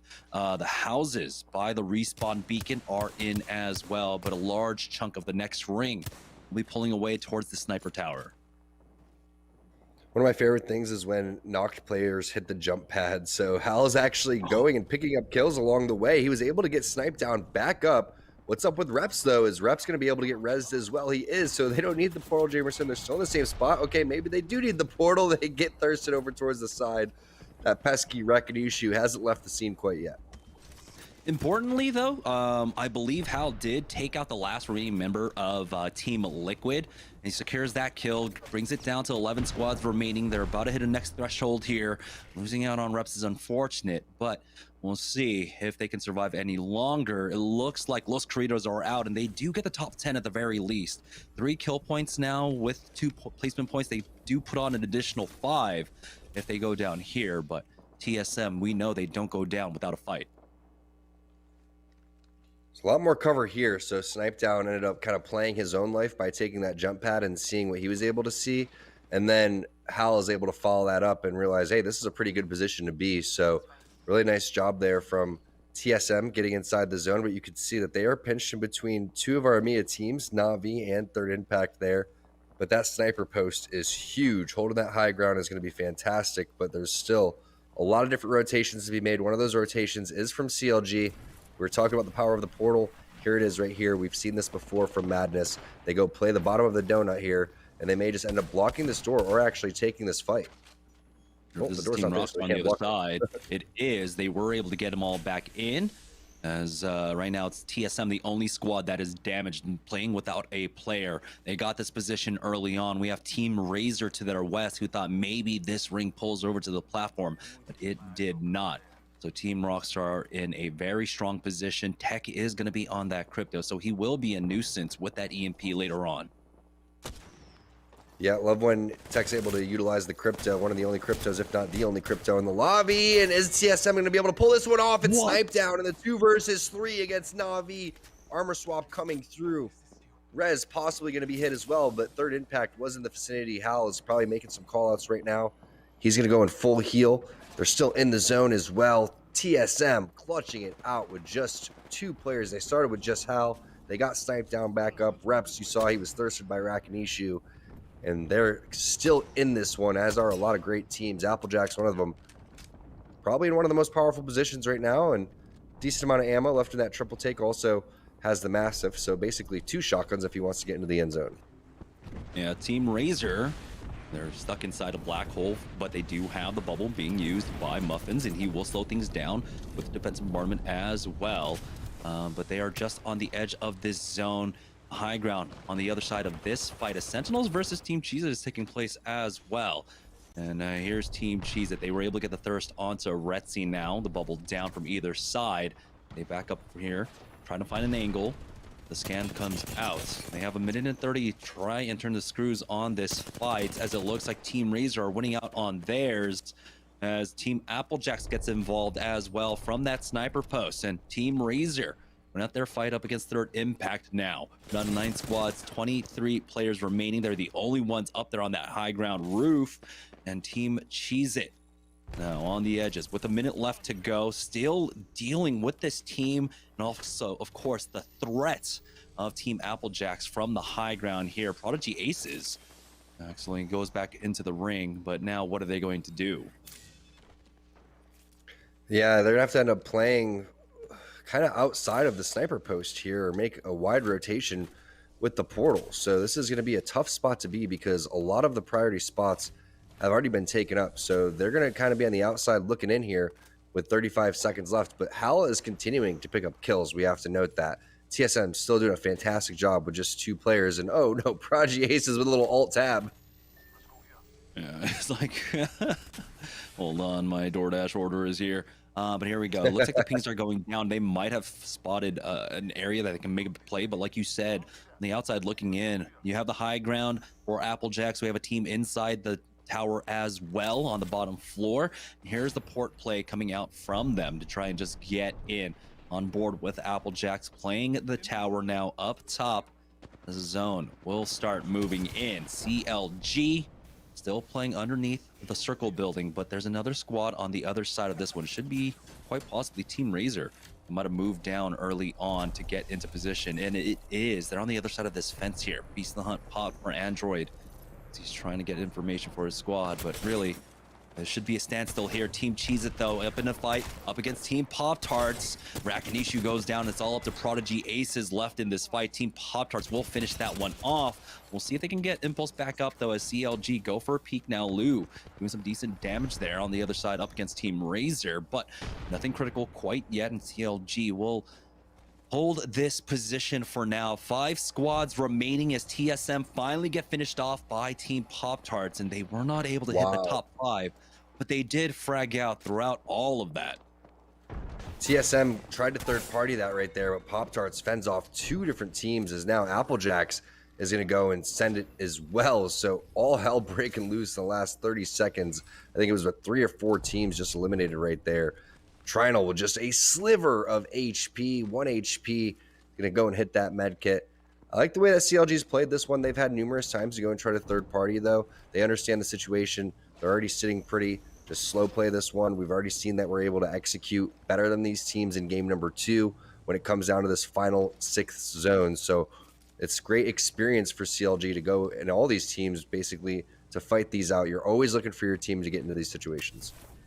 You know, we got Rockstar, Razor, CLG, all stacked up on top of each other right now. Everyone making the port for their plays, trying to get in position for this last final slow zone. Matt Pickett does have a jump pad to use. Maybe he can actually use it to send someone into the ring to take ring damage. We'll see if that one comes into play, but here it is, the final ring. That would be pretty funny if that's what he's able to do. Hakulo takes a lot of damage, though. He's going to have to hit this med kit on top of the roof. Has time to do it if he wants to. Instead, just going to hit these syringes on the way. Maybe he doesn't have a med kit, but there is some fire happening over down towards the ground. Eventually, they're going to have to make their play. No portal here for Hakulo, and Muffins is getting triple taked over towards the side. That could be Team Applejack's. Bubble goes down, and that's going to be timed perfectly with the Crypto EMP to make sure that they're taking some damage from that. All of Team Rockstar, I believe, sitting inside as well. Team Razor, Android trying to heal, has that knockdown shield there, and there is the move from Team Rockstar. There goes the bubble coming in as Matt Pickett's still fully healthy. Tex there with the Mastiff. Already used his EMP, we saw that one, but there goes CLG doing CLG things. Again, it's Lou. Again, it's Madness, the last two players alive.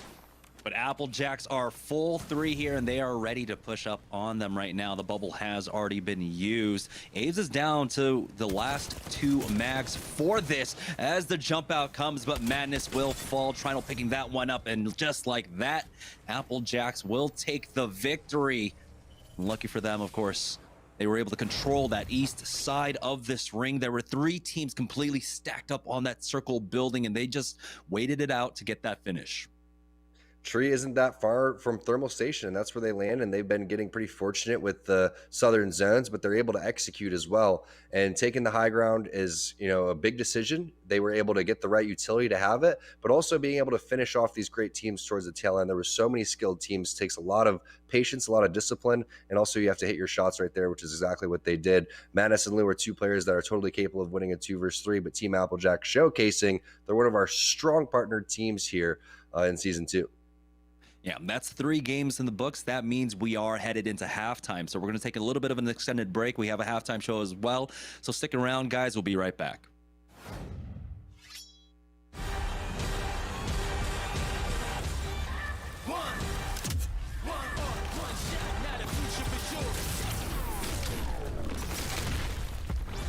Versus coming daily under pressure.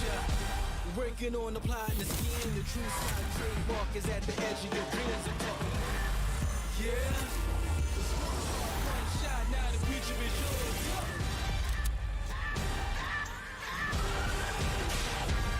I'm turning dreams into reality. In the lab with the formula and chemistry. New memories spark and motivate and make the industry shake. Put the bars in the breaks. I'm talking one chance that was so close for the goal. It's one shot, now the future is yours. Let's go. Imagine you love frosting and filling. I do love frosting and filling.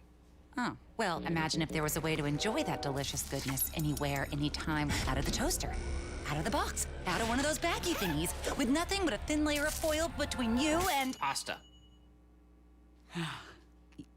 Yes, Curtis. This is a commercial about pasta. I love it. Frosting and filling for your pasta. I like pesto.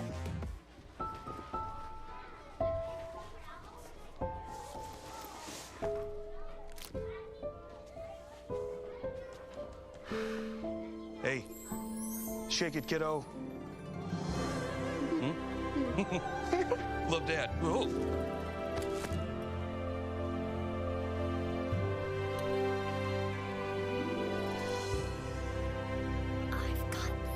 Kellogg's Rice Krispies Treats. A little love when it's needed. It's Kellogg's, Fruit Loops, Apple Jacks, Corn Pops, Tiger Paws. They're Jumbo. Jumbo snacks, snack time heroes. Go take them on the go. Cereal, magnified, showing up for snacking time. Jumbo snacks, snack time heroes. Go take them on the go. It's Jumbo. It's for snacking. It's Jumbo Snacks.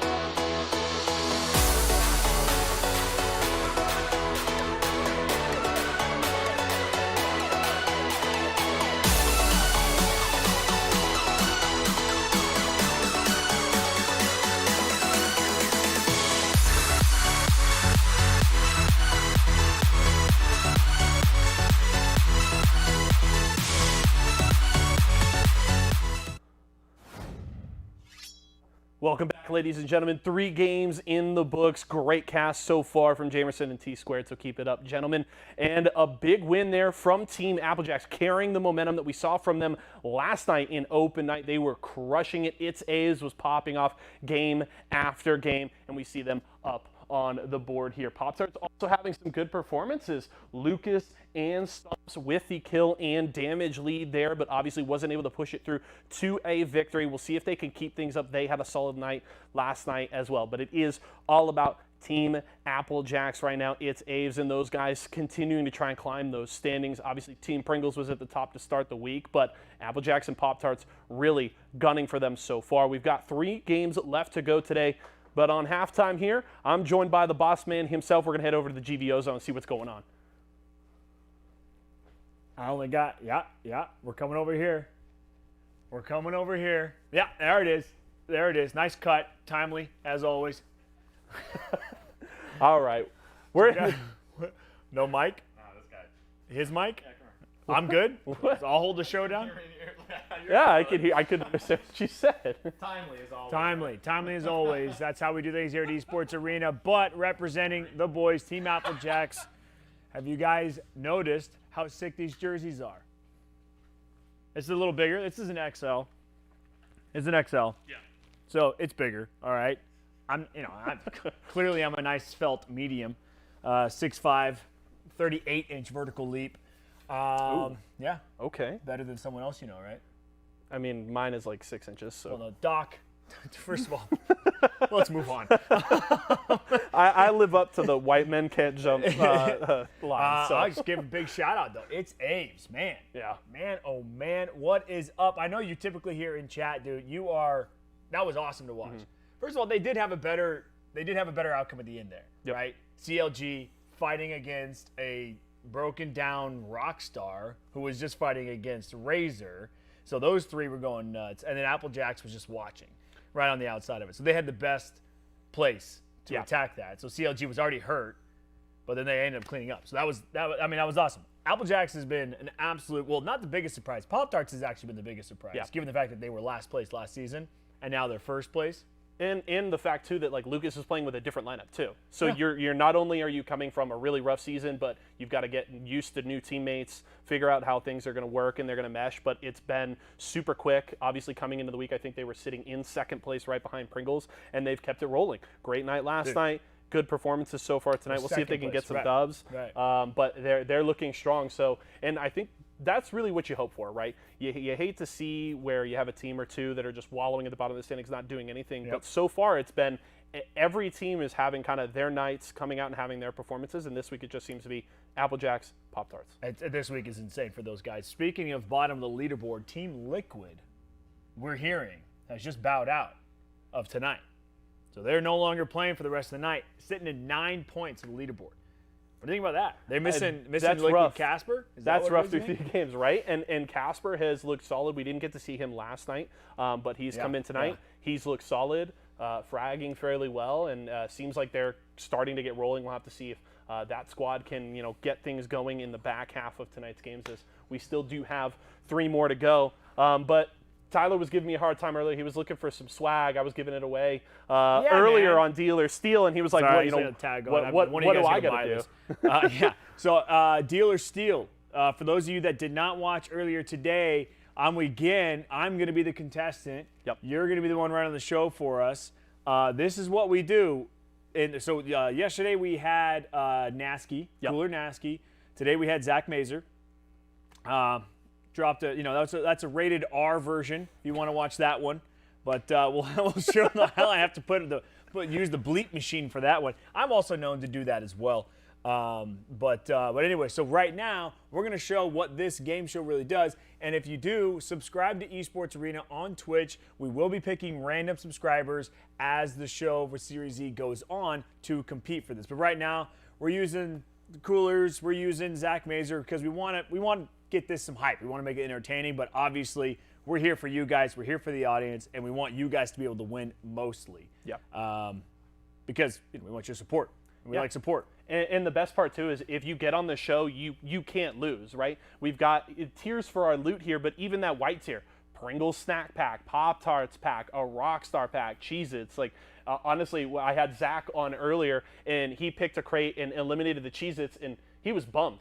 He's like, dang, like I could actually go for a Cheez-Its pack. Yeah, right? And so, it's off the board for Tyler here. But looks like you picked number 10 I picked to number hold 10. on to. We got to eliminate 2 crates here out of 8, 11, and 13. Can we take this full screen?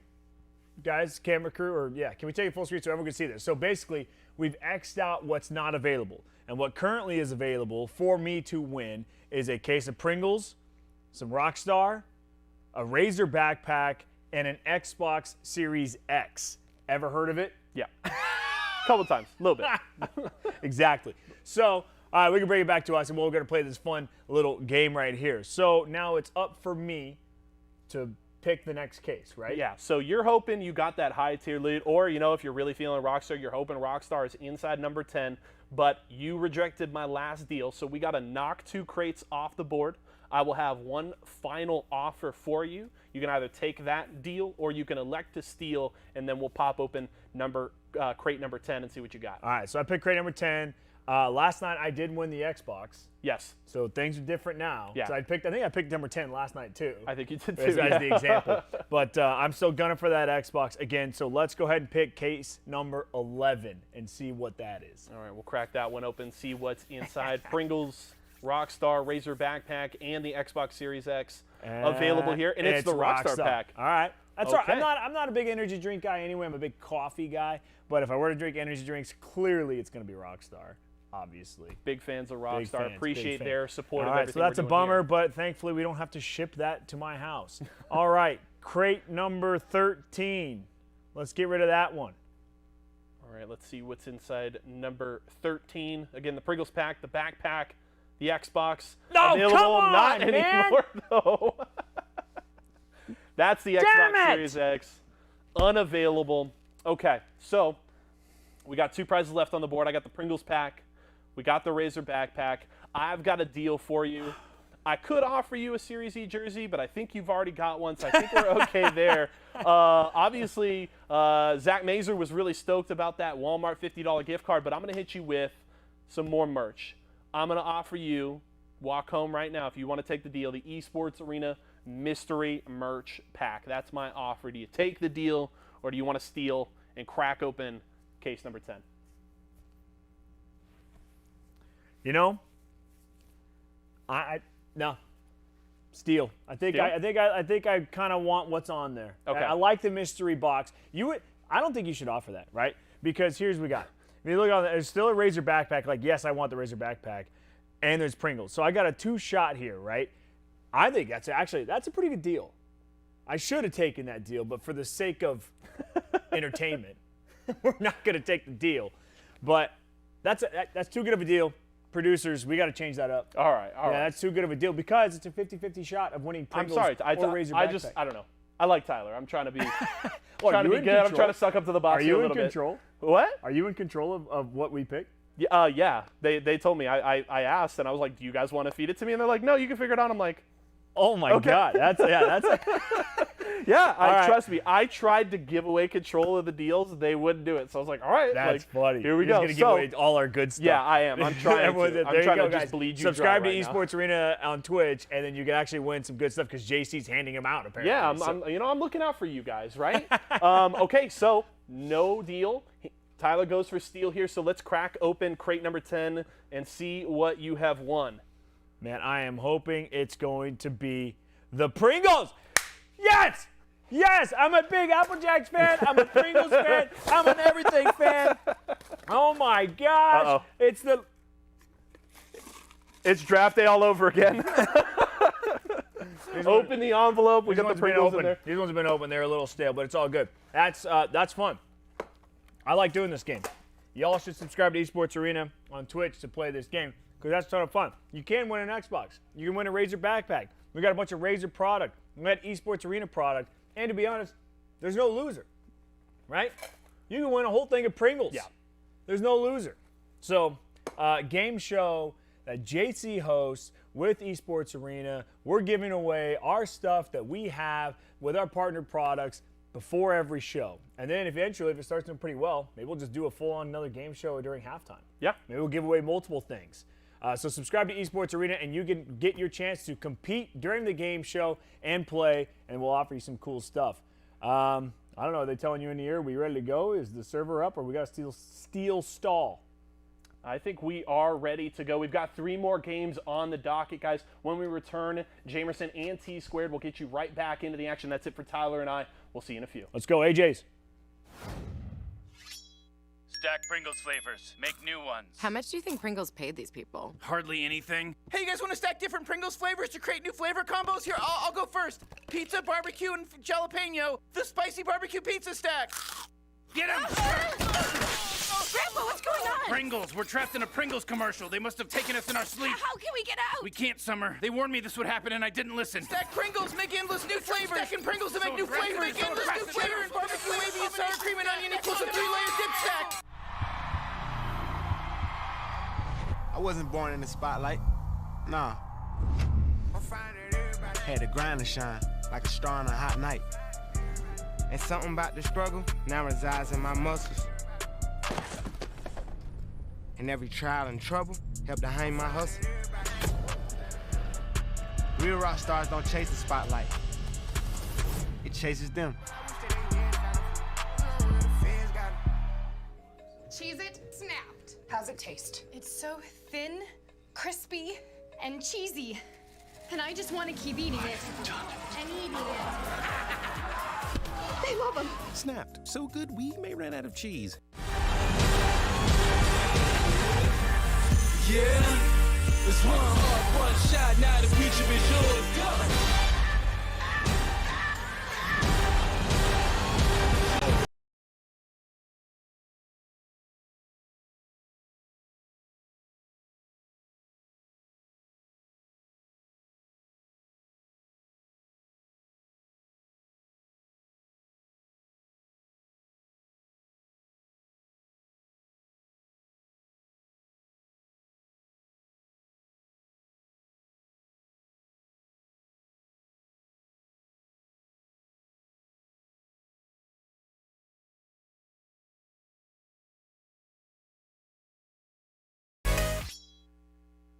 All right, welcome back, guys, to Series Z. We did take our halftime break, but we're ready now for the second half of tonight's games.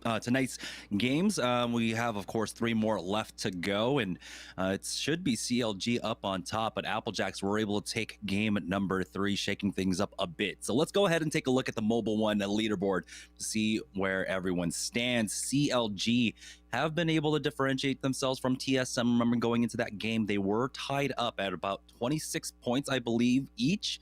But with that one, now there's a 3-point discrepancy, but TSM, like I said, did not go down fighting, Tom. And you're noticing a trend with some of the partner teams here where Applejacks, Pringles, Pop-Tarts really starting to improve week to week. Team Razors are over there, Rockstar. And then on the right-hand side, I'm really looking at Team Cheez-It, Intel. And then we have Nestle Pure Life that need to continue to step it up. This is a very, very tough lobby, though. You can see a team like Cooler Esports, Flashpoint, Navi, teams that consistently place in the top 5 in the ALGS, just struggling down there with only 3 to 7 points. So that just goes to show you how tough these games are and how well teams like CLG, TSM, Applejacks, Third Impact, and Pringles are playing. And here's the Mobile One high performance moment of that last game. It was just a 3-team stack here coming out from Team Razor, CLG, and Rockstar. Well, Applejacks were laying in the wait for this finish. As you can see, everyone dropping down, the huge flurry of kills that'll come out very shortly. Yeah, exactly. CLG, because they were lost on Vaxlon right now, they had to do some crazy stuff. And the idea was, hey, let's just full send it. We got the bubble here. We got the jump pad. Let's heal up, and then we're going to go for it. There's no way they could go and hit a res, because if they hit the res, they're going to just full send from Team Applejacks' side into that bubble. So it's up to Madness to go and fly in. And at this point, you know, I think Lou realized, all right, I've made a mistake. I like that little moment there for Aves where he steps up. He's like, maybe, nah. He backs away and he allows them to come out. But you knew, CLG knew exactly what was going to happen there. There was very little chance for outplay where, you know, you don't even need like a Bloodhound scan. You know exactly where the last 2 players are. You have them right in front of you. You're just waiting for the bubble to end and you're ready to just team fire onto one.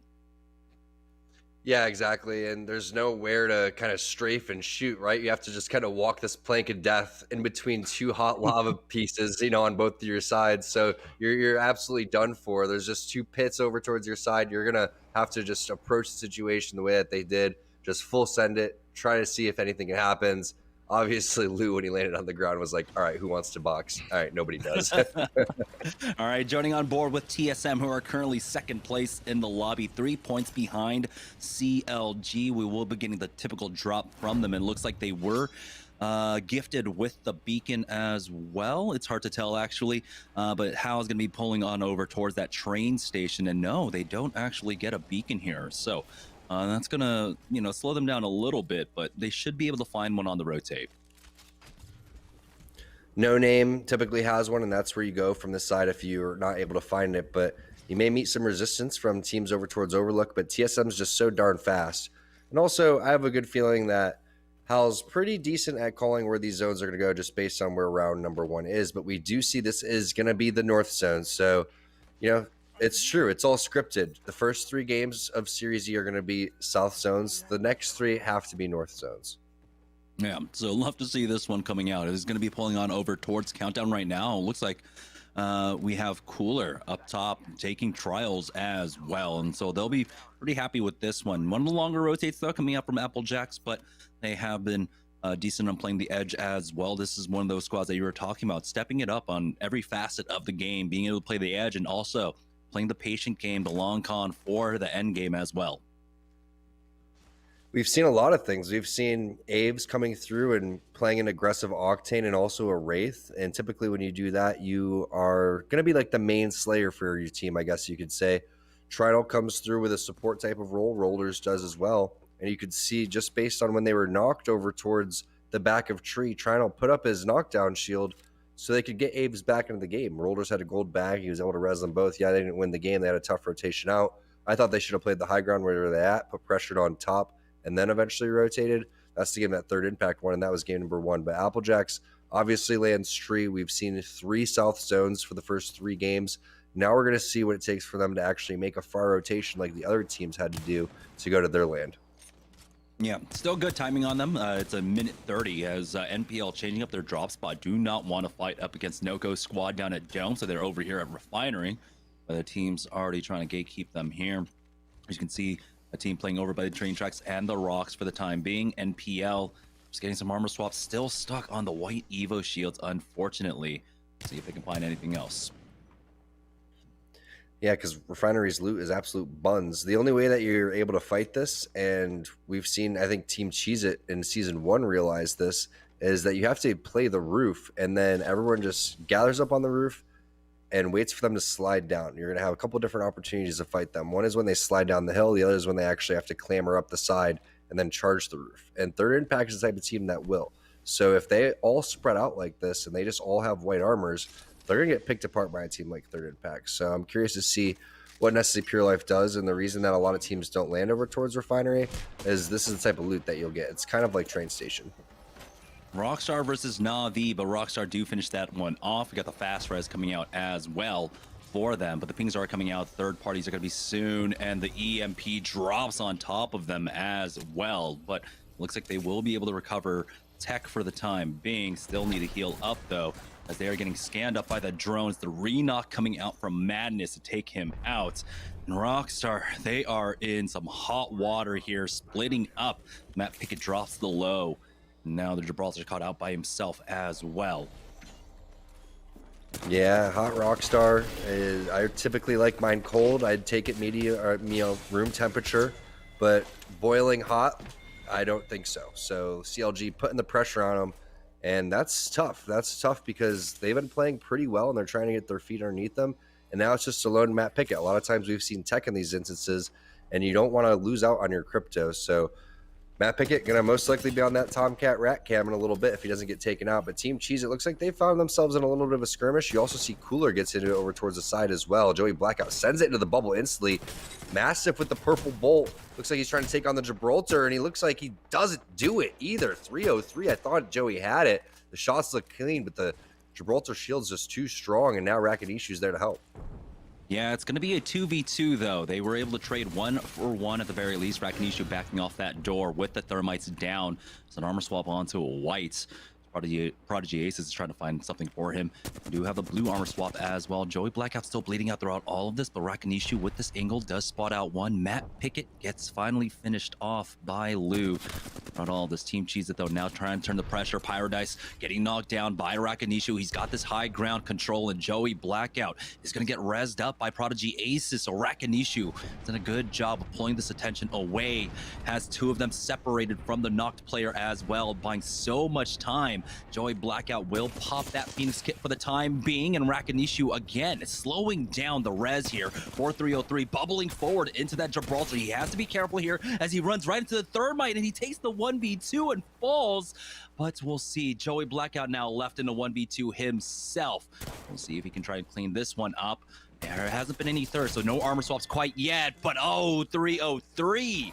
We'll finish that one off. We're down to 14 squads as Sentinels gets cleaned up by a combination of Team Razor and Team Rice Krispie Treats. Rakinishu was playing that so well, but that bubble went a little farther than I thought it would, and maybe he did too. He yeeted that thing, and the other Gibraltar ended up using that to his advantage. The grenade was there too. He just wasn't able to win out on that fight. The 2v1 just didn't work out, and honestly, he played it perfectly up until that point too. So nice job by 303. You could see he played that so well, and they still were able to win that with just two players. So keep an eye on 303, see what they're able to do going forward. Pop-Tarts now inside the train tunnel. You see the scans too. They're in the zone. Question is how far do they want to push out of this? Are they going to elect to hold this? Is this a kill opportunity, or is something that they just caught in the middle of a rotation? And they do have to be careful here, but we've seen teams be able to utilize this position well to walk in late for the circle. This one probably pulling over towards that northern building on on Countdown, as we see from time to time. Down here over by staging, Team Intel. A lot of damage did Metro, forcing out the bubble though, and you might have an angle to shoot underneath it as Metro's trying to get his armor back. It's like, okay, there we go, grabs it, but he does have to heal it up, and going to be up to 6 to try and buy some time for that. He does get tagged, and unfortunate for him, just 2 damage off as he hits this cell for himself. But they do recover, and they'll have another attempt at this. Good damage, but it's the purple on the other side, and that arm shield can work for that Gibraltar as Panders gets tagged up, and he is going to be forced to heal up. So a lot of utility being used throughout all this. You have the defensive bombardment going down on top of them as well, and Panders will fall to it. It's going to be Hyarka that picks that one up, and you have to imagine Los Carritos, they've been running the Octane, they've been running the Revenant, are just going to try and full send it on this one. Here is the bubble res for Metro. Here come the ghosties. 5, 4, 3. Oh, they don't have that death totem, so they're sending it with their normal HP here. It looks like they're going to actually back off after the bubble res comes through. So Pander's going to be able to full heal inside this building. Must be the pressure coming in from 6. Looks like he hasn't taken much damage, but now he's been spotted and he's going to go down from the Spitfire. So that was all 6. Just try to buy time for his 2 teammates. And unfortunately, he bites the dust for that. But still a decent effort overall. Whenever you're on this low ground, this is not the spot. So they're going to have to focus on how to get out of here instead of fighting their way out. Los Corridos are getting third party throughout all of that. Hyarka came in and cleaned that one up. Tanner slays from behind as well, picking up Uzako. Now they're down to just 1 player remaining. So Team Intel have to weather the storm here. And we do have the Ultimate Excel, but Panders not going to have a moment to actually use that now as the gas is coming in from this team. Go ahead and use that Ultimate Excel now, though. It was Team Pringles who are trying to come in for third party from the north side. And so they'll back up off of this one as they don't have the luxury of all the information that a Bloodhound affords you here. And so they play this a lot safer than I think most teams would and just back away. I like this play coming in from Pringles. They're respecting the lobby, as you should. And again, it's all about getting that caustic into the late game. That Wamo combo is going to be extremely strong. Look what Cooler's doing. They're finishing trials, and they're going to rotate super late over towards Countdown. I like this. You see Pop-Tarts holding inside the choke. And then TSM is gatekeeping all of these teams. So this is a big play from TSM. They understand the situation here. There's about 3-4 teams coming in on this rotation, and they have the perfect vantage point. Yeah, despite how quickly TSM can rotate, it's just so hard to get into Countdown. They're just set up over here by Train, and they will, of course, just play their circumstances And this is definitely a position, especially with how Hal, Snipe Down, and Reps have been shooting today, for them to pick up a lot of kill points on the G7 Scout for Reps as well. And so we'll see how they can utilize this position to pick up those kills. I look like there might have been a res going down over by staging. This is hard to watch. The 1-2x coming in for Reps. I mean, man, I wish he had a 2x or a 3x, and he would be such a threat on here, but I'm sure he's still going to be able to lay some damage down. And you're going to see what Snipe Down has too. He's going to be rocking the Volt, so similar to the R9 that he had before with the purple mag. The Volt, a little bit easier to track here. And he's just connecting with some long-range shots. Team Noko over towards the side. You saw Tanner Slays get the knock. Now it's going to be Noko healing up himself over here as he's hitting that med kit. But they are caught on the low ground, and they're taking some random shots. And if you thought they were on the low ground before, now they're on the mega low ground over here. And there's a couple other teams crawling down there with them. Yeah, Team Intel finally getting some revenge on them, getting the knock onto one. Now it's all up to New King and Tanner Slays here. As the drop down comes out from Metro, he's going to bring this down to a 1v2, and they finish this one off. Six has been bleeding out this entire time. The zone is closing in. This is just round 2, though, so they should be able to recover off of this one. And that is a massive recovery, by the way. They had to res 6 back into this. He got knocked on the drop down. Now he's going to be forced to just heal up here while the rest of his team loots. I think that they're going to be stuck with bad heals, though. I mean, there's a decent amount of boxes. I just feel like that's a long way to go to get back into the zone from the low ground. So we'll see who actually makes out alive on that team, if not all the players. NPL, fresh off of their team fight, looking pretty solid. I like this positioning, coming in with the charge rifle, mixing things up for Bambino.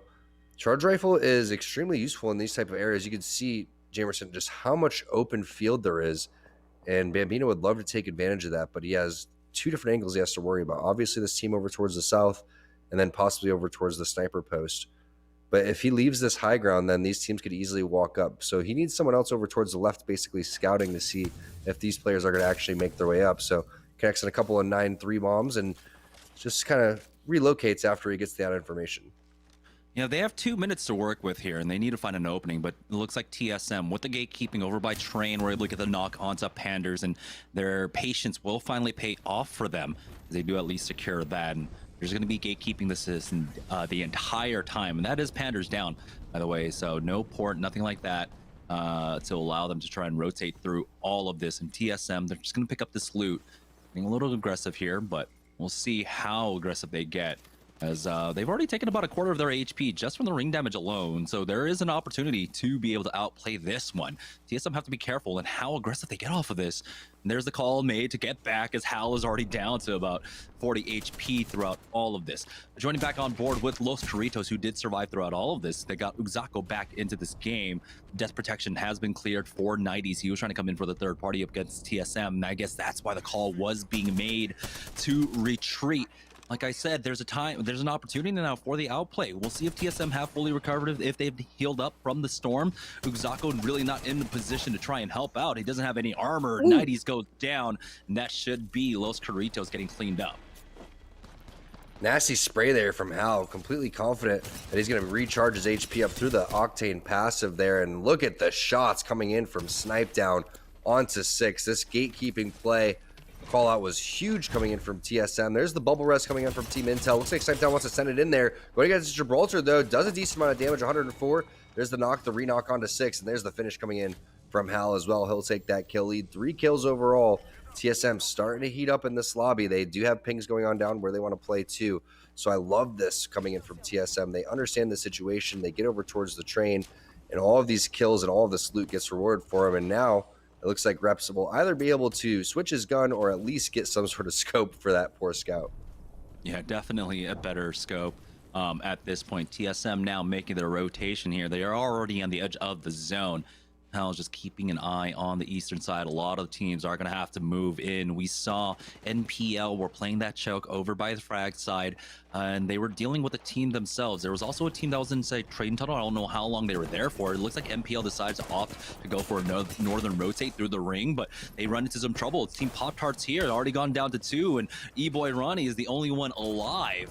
And Team Pop-Tarts are happy with this one, but the third party attempt is coming in. 2 members just knocking down that door, but the EVA 8 has put in so much work. Cooler trying to take advantage of this situation. It looks like they will. Lucas try to get out of dodge with this Q for now as Cooler picks up 2 kills. And the worst thing is they're going to be able to heal up after that. So now this is a full 3-on-1. Lucas may have had his opportunity throughout all that, but I don't think he's going to be able to now with everybody just farming now. Cooler coming through on the Skyhook side. Making quick work of the third party there from Team Pop-Tarts. What a job there. And perfectly timed as Rice Krispie Treats now has to drop over towards the low ground. It's up to Casper here. He does have the R301. It's running out of ammo. No attachments either, so that's not looking good. Now Bird drops down. Does have the Mastiff, but he's in between 2 different teams here as TSM starts to push in. They're ready to third party this. Yeah, the scanners come in, but because of the third party from the eastern side, they're playing this a little bit more cautiously. They do get scanned up, and they're going to use that jump pad to at least have the high ground and play from a safer position, a bit more cover to work off of. They need to buy time, though, for reps to heal up. He needs to throw down that bat. Beautiful thermite right on top of him, gets the knock onto Bambino. But again, that third party is just spoiling TSM's game plan here. They do at least secure the thirst with that thermite. Now they can turn their attention to the team to their south. Love that jump pad. We saw from our point of view that there was a little bit of the high ground there, and the call happened basically within a second, and Hal throws it down. The rest of the team follows up, and they get rewarded with a kill, but also better positioning so they can continue to just run around and do whatever they please. So now it looks like the rotation going on over towards the right side. It's up to Snipe Down to continue to scan and try to get information so they can determine how they want to go and approach this one. CLG looks like they have a little edge of the zone that they're going to be working with, doing something similar to what TSM was with a little bit of a gatekeeping strategy. Is now we go back to Hal. They get the rest of 303 down and finish. They actually all full set and dropped as the zone was closing because they didn't want to deal with them when it was actually closing, and he griefed while they were running parallel to them. So nice heads up play coming in from TSM, but there is the third party that you were talking about. 152 coming up the zip line. Nice shot from Yuki, but it doesn't look like they're ready to follow up on it. They want to rotate instead. Yeah, Cooler spotting out CLG right above them for now. They can play behind here as Team Razor making the rotation in. They are on the south side of the zone towards Lava Fissure, as they do have tracks right in front of them. So they were in a fight. Right now, though, Cooler trying to make the push. Oi Senpai goes down. Flashpoint have been biding their time here in this low ground position as they do lose out on one. Lou helps out as well, finishing off Flashpoint, but Cooler still need to try and recover Dell. Unfortunate for them, he is going to be that Wraith, but the gravity lift as TSM come in for the third party on CLG. They've gotten the knock and the thirst. It's a 1-for-1 exchange. Make that a 2-for-1 exchange, and it's all up to Vax, but TSM will take them out, and they will now take the lead up against CLG in this lobby. Razor, though, trying to make their push on to Team Pringles here, and Attaculo left alone with no HP, dead now as Team Pringles survive this fight over on Lava Fissure. What a job by Pringles. Now we get to see possibly another Nox gas grenade with a minute left, possibly some Altic cells being popped. TSM continuing to heat up here.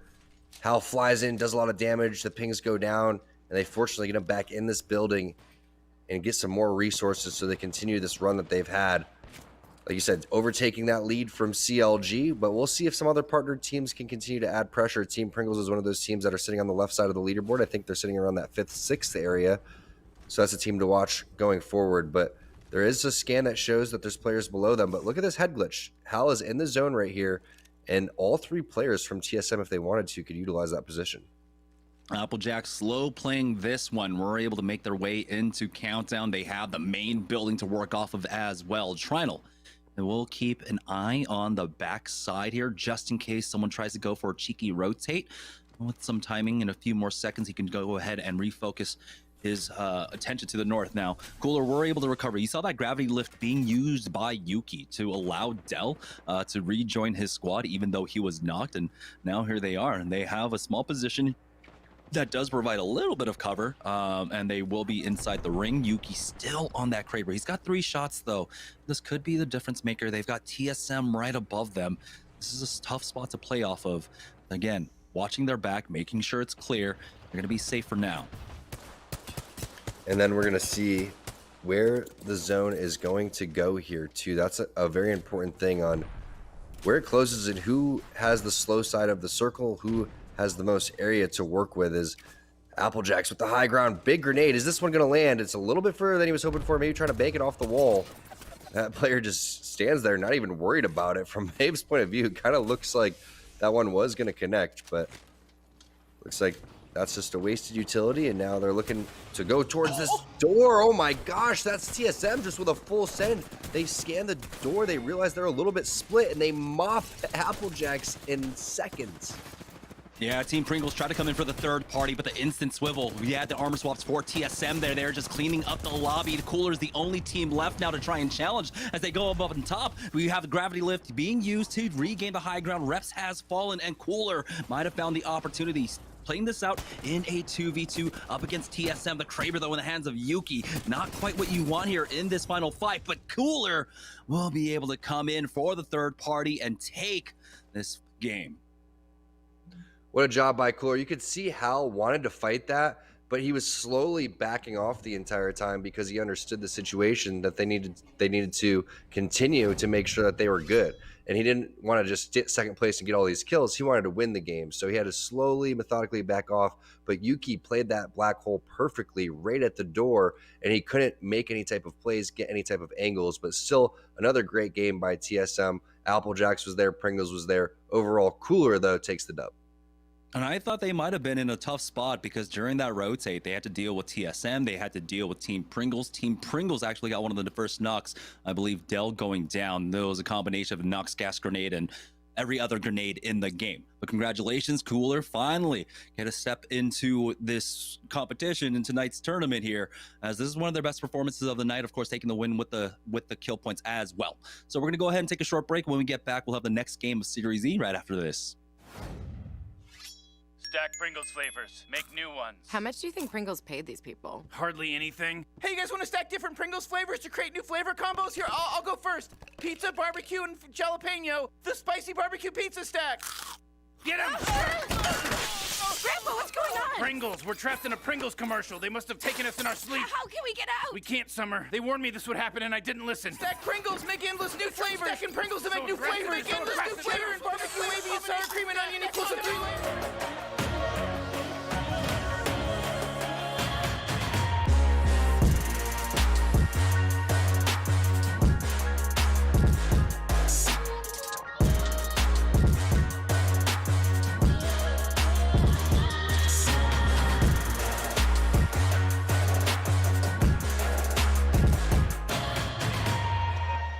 Kellogg's, Fruit Loops, Apple Jacks, Corn Pops, Tiger Paws. They're Jumbo. Jumbo snacks, snack time heroes. Go take them on the go. Cereal, magnified, showing up for snacking time. Jumbo snacks, snack time heroes. Go take them on the go. It's Jumbo. It's for snacking. It's Jumbo Snacks.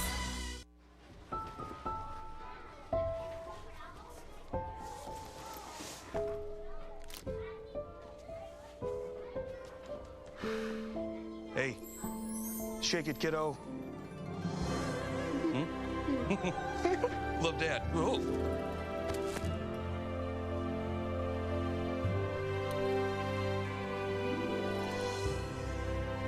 I've got this. Kellogg's Rice Krispies Treats. A little love when it's needed.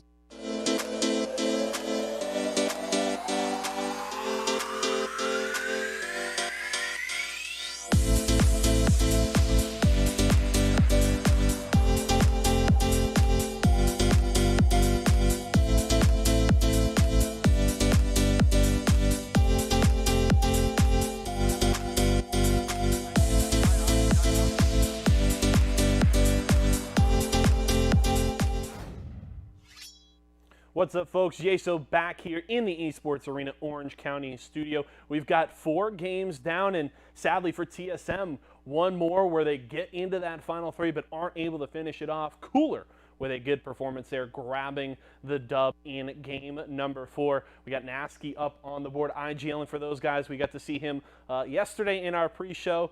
Won a little bit of swag there. He was feeling good about maybe able to get some heirlooms with those Apex coins he took home. Make sure you guys are subscribing if you want to get in on Deal or Steal. But still, TSM putting up points and good stats. Controller guy, also known as Snipe Down, with 8 kills today. I think that's the highest kill game we have had this week. We had a couple of 7s yesterday, but I believe 8 is the best we've had so far this week. TSM consistent. We'll see if they can get a win under their belt. Also, how over 2,300 damage in that game. So they're looking really strong. We'll just have to keep an eye out in these final 2 games to see if they can push it over the top. We're going to head to a short break, but when we're back, Jamerson and T-Squared will get us right back into the action.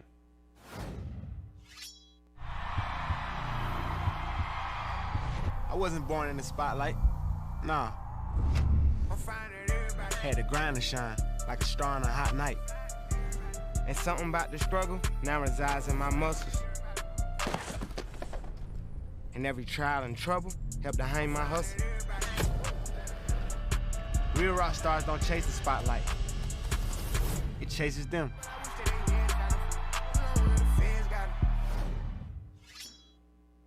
All right, welcome back, guys, to Series E. 4 games down. We got 2 more left to go to cap off the evening, and we had Cooler taking game number 4.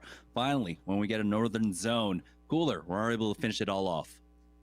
Yeah, I mean, Cooler, they're just victims to these southern zones that happen brutally over and over again. We expected the zone pulls to continue to go down there. So now we're going to have a completely different leaderboard for these next games if it continues to do so, right? So we did see a team like Applejacks, though, make a nice rotation, come in. Team Pringles is still playing well as well, but nobody is really stopping TSM with the way that they're team fighting right now. They're running on all cylinders. They're doing a great job of gatekeeping, then they get into the zone, and they're also exploding on third parties when they need to.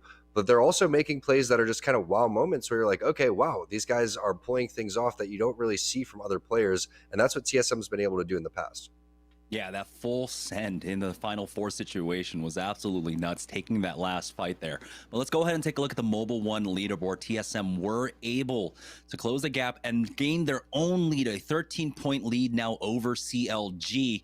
With 62 points and with how consistent TSM have been doing, they're looking to close this one out strong. It might even match the 97 points that Charlotte Phoenix were able to pull out last night. That'd be absolutely insane. We'll see. Let's talk 100, Jamerson. 97, that's small talk compared to what we want to see here. I think that CLG will put up a continue to do a good fight, though. Team Applejack, Sprinkles, Pop-Tarts. Again, these partner teams have been really impressing, especially with their new rosters after being through relegation. Rice Krispie Treats starting to heat up just a little bit. Casper's been playing a really, really good Caustic. Rockstar's been getting a little bit unlucky here and there. I like the way that Pickett's been playing. Obviously, Tech, really strong player as well. And then, like we were talking about, teams on the right-hand side that needed to step it up. Cooler was one of those teams. They just did it with the change of zones that we had over towards the north-hand side. So we'll see if other teams like Navi, Cheez-It, etc. can step it up too. Yeah, but across 4 games, though, TSM and CLG have been just gobbling up all of the points here, and so the spread is very heavily in their favor. Let's take a look at the Mobile 1 high-performance moment. This is where TSM just full sends. I mean, they make it look like it's a Revenant Octane comp, but it's just the Octane being used there, and quickly put an end to this fight. Ready for the next one. They've got the armor swaps. Team Pringles had no chance to come in for the third party because TSM were ready for them. And this is the moment where Hal is really trying to back off, but he's trying to back off into a black hole. Fortunately, dodges the arc star damage, but Snipe Down just a sliver of HP. He's not going to be able to fight against 2 players that are coming in fairly healthy. And then you can see the flat line in use. Everybody's there for Team Cooler. Greatly, timed, well executed. Everybody from Cooler did their job there. And it's just nice to see some momentum being, taken from, again, these teams that land on the north-hand side. But you have to be impressed, again, by the teams that came from the south-hand side. Fragment is a big rotation, and they played over towards the train cart, got a lot of kills. They took out a lot of great teams along the way. Team Intel was just a duo. A lot of these teams that scrapped it out, TSM picked them apart, and they basically utilized that spot better than you could really ask for. You don't expect to get so many different teams coming through. Really, you're only hoping to get a couple of kills. I think they got about 4 or 5 there. Yeah, and it wasn't just about choosing the fights that they wanted to take. Of course, it was about choosing which fights to disengage from and when to really utilize that Octane pad. We were talking about it on their rotation. When they were making their way into Countdown, they used that jump pad to regain the high ground, cover a lot of angles that they were vulnerable to beforehand, and then just retake the fights and slowly, methodically pick apart this lobby. So that's why right now they are in the lead with a pretty commanding one right now. It's like 12 or 13 points. I can't quite remember. But here we are headed into game number 5 of the evening. We have 2 more to go. Joining on board with Team Applejacks, who are making their drop over here at Tree once again. Yeah, Applejacks has been getting pretty fast and pretty good at looting over towards the Tree side. They've also been getting scans either here or over towards that thermal side area, so we'll see exactly which beacon they're going to actually that they're going to be able to get. And now getting a purple mag off the rip is exactly what you want to see from an Aves, and also a blue mag too. So expect some sort of R301 R9 combo. Maybe he'll toss that out over to Rollers for a scout and a mastiff too. So some pretty decent loot to start. Yeah, as long as they get the armors, of course. Still trying to find one himself. It looked like Rollers did take the bins by the fences to the north, and that's why he is reconnecting over at Tree for the time being. We do have one team that did drop out, and take a look at this one. This ring is going to be pulling on over towards staging side, and there are a lot of circles here. This one's going to be difficult to try and play off of. Yeah, this zone is not what we were looking for. We're hoping for something more north, but that's going to favor a team like Applejacks just a little bit. Again, that's not that further of a rotate. So Pop-Tart's going to be looting up on the way. It looks like they were going no-name Overlook type loot, and that's going to be pretty decent for Lucas, but just, again, tough armors all across the board right now, except for ASCII, who's got the only purple, but he's down Paradise. So I think he'd probably trade armor for his teammate right now. Is Havoc Alternator not the combination that you're really looking for if you're Bambino? He's going to end up playing this high ground, kind of scouting out to see if this banner is playable. Yeah, they should be able to pick this one up, as it looks like that squad did back away. You can see they're playing all the way over by the choke towards Harvester now, and they're going to plug him in quite possibly here. No, they can't. If they do, Sentinels just comes in to clean that one up. Yeah, the sorting factory or anywhere near it is the last place I'd be rezzing. So we'll see exactly what they want to do. Maybe the back of Geyser would be a really good idea, because teams would have been rotating out already, and that looks like to be the play coming in for 303. So I'm expecting them to get Paradise back in. He will be an absolute shambles, probably another gray armor, a gun, maybe 2 with a couple of attachments if he's lucky. But there goes Team Noko over here. Tanner Slays on that Wraith. They're trying to get another win similar to what they did 2 weeks ago when they won game number 5.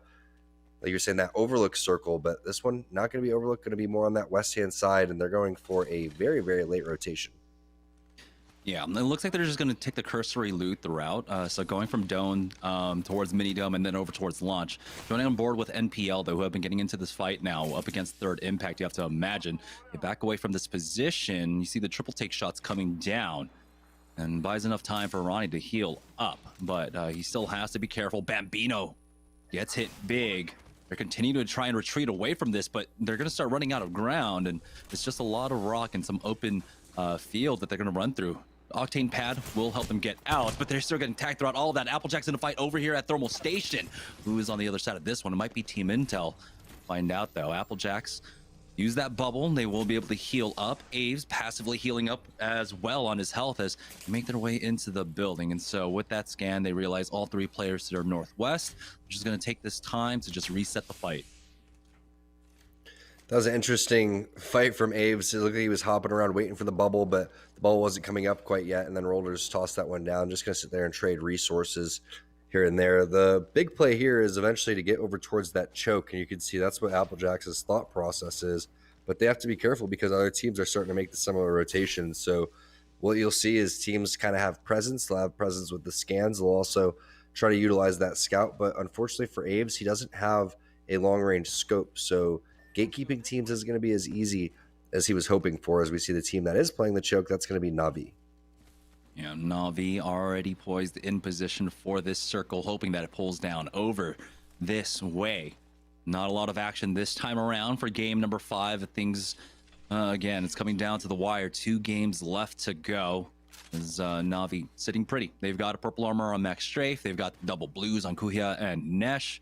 And it looks like Third Impact are finally getting into that fight up against NPL. Third Impact losing one off the rip. Jazz goes down next, and NPL finished this one out. Nice job taking angles right there. I'm not sure why they're shooting bodies when they're in last place, but either way, just trying to send a message, not to charge them, hopefully, towards the back and maybe to focus on your rotation. But nice job. NPL needed to get the confidence. If that's what it takes to get it going, go for it. Ronnie did a nice job, had some really good spray right there as that player was just running out in the open. But now Applejacks is basically stuck between multiple teams, and it's pretty difficult to get out of this situation now. You have Na'Vi up on the hill, you have another team that's coexisting right next to you, and there's going to be another team that's probably unknown waiting to third party this as well. So probably about 4 or 5 teams in the area. You're not quite sure who it is, but I do like the guess that it's Team Intel. And you see Aves' thought process is, all right, I'm just going to play like Caustic here and block the door. Yeah, Team Intel were in a fight with Los Corridos. Don't know where that took place. They got 2 of them down as Hyarka answers back, but Panders in the 1v2 at that point will be able to finish him off. And so Los Corridos down, Team Intel pick up 3 kill points. Draw out all of that for now. And again, things slowing down here as round 1 is still closing. Yeah, it's going to be fairly slow. Let's take a look at some of these teams that are rotating around, or see other teams that are, starting to make rotations towards the edge, because these 2 teams are going to just basically be, like when you're on the boat and you just like kind of wave to the other boat going by you. This is basically what's going on right now. They're just going to constantly be scanning each other, and that's just how it is. So teams rotating, getting it over towards the edge right now. Probably going to be some fights taking place as people will start to gatekeep. Team Razor looks like they're over towards the tunnel area, trying to make a rotation. Zeratricky, he's back. Welcome back, Zeratricky. Yeah, Muffin's picking up the blue there. And at this point, they could just play this for a while again.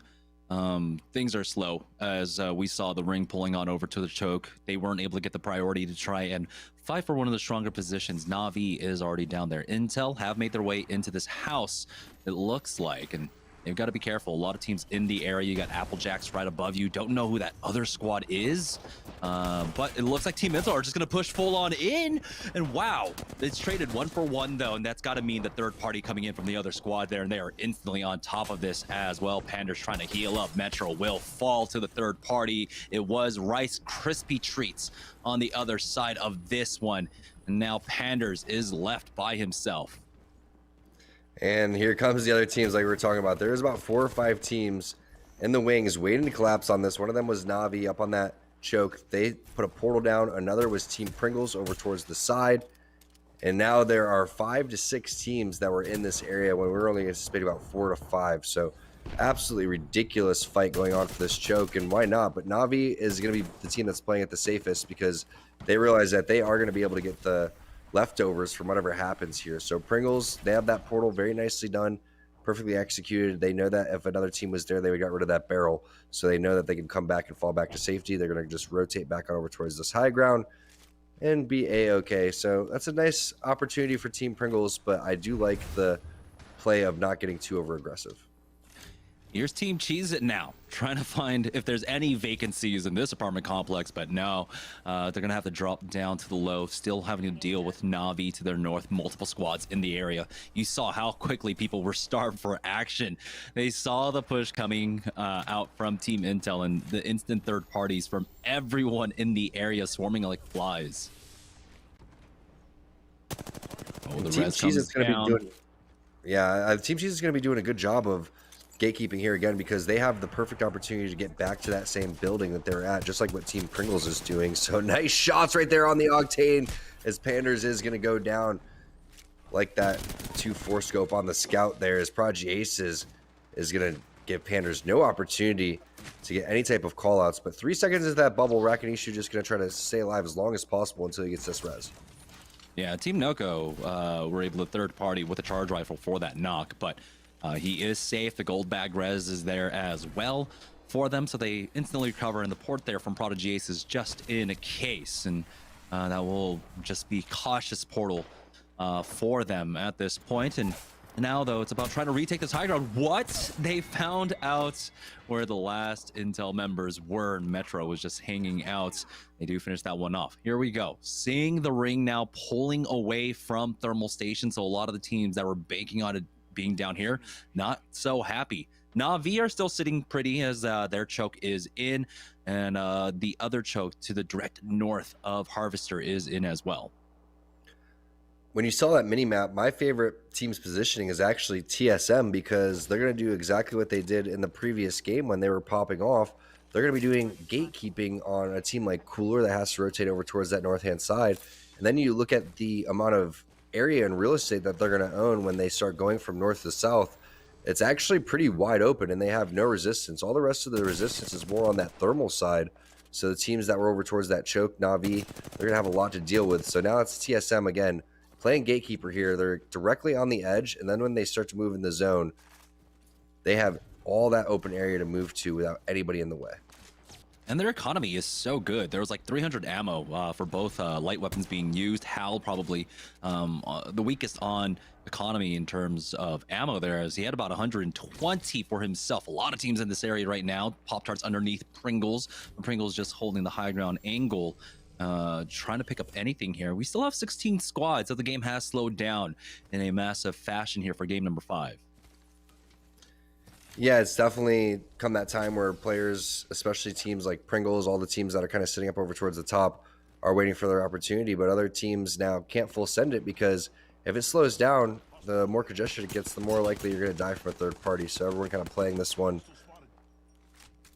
as they should. And Team Razor is one of those teams that are locking down another gatekeeping spot. This building is nice for playing people out of that choke, and then also anyone that rotates out of Harvester. But I don't think that they do have action going on behind them. So this is what they've been waiting for. That team will be on the high ground, which means they're most likely going to have to push that team, or they're going to have to make their way out and just let that team rotate behind them. Yeah, zone's about to finish closing as Joey Blackout gets a reknock onto Kuya, it looks like.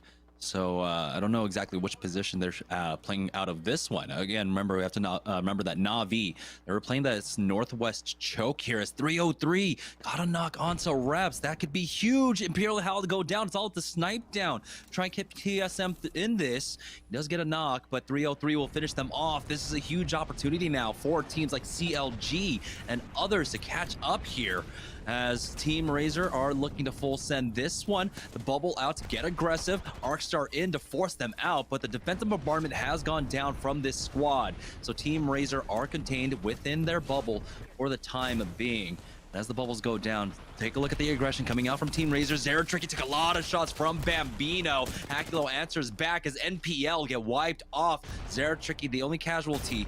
We'll see, though, as the Arcstars and the nades come in. Here comes the grab lift as well, along with that black hole from Phony here. They're looking to finish off Team Razor. Hakulo going down. Now there's only one left for the side of Team Razor as they get cleaned up. And so great third party coming in from Team Pringles.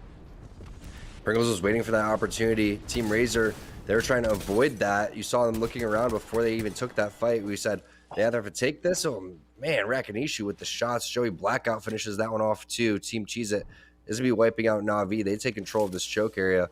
But we said that. We said Team Razor is either going to have to take this fight basically immediately, or they're going to have to back off and rotate.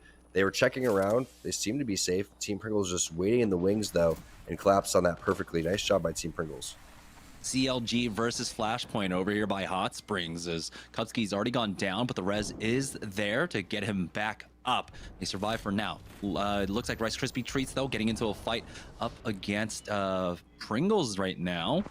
Sentinels help out, taking out Bird. Retzi will secure that knock, and now New King, Noko squad coming in, making their rotate out of Thermal Station to help out and get some knocks. Yeah, let's see what Cooler at SkyWest. Love the team name. If everyone just put where they're landing in their team name, it would be so much easier to avoid the 50-50s, but we'll see what happens with Team Cooler on this high ground rock. This is a perfect opportunity for Nasky to get some snipes, and you can see this whole back's going to be covered.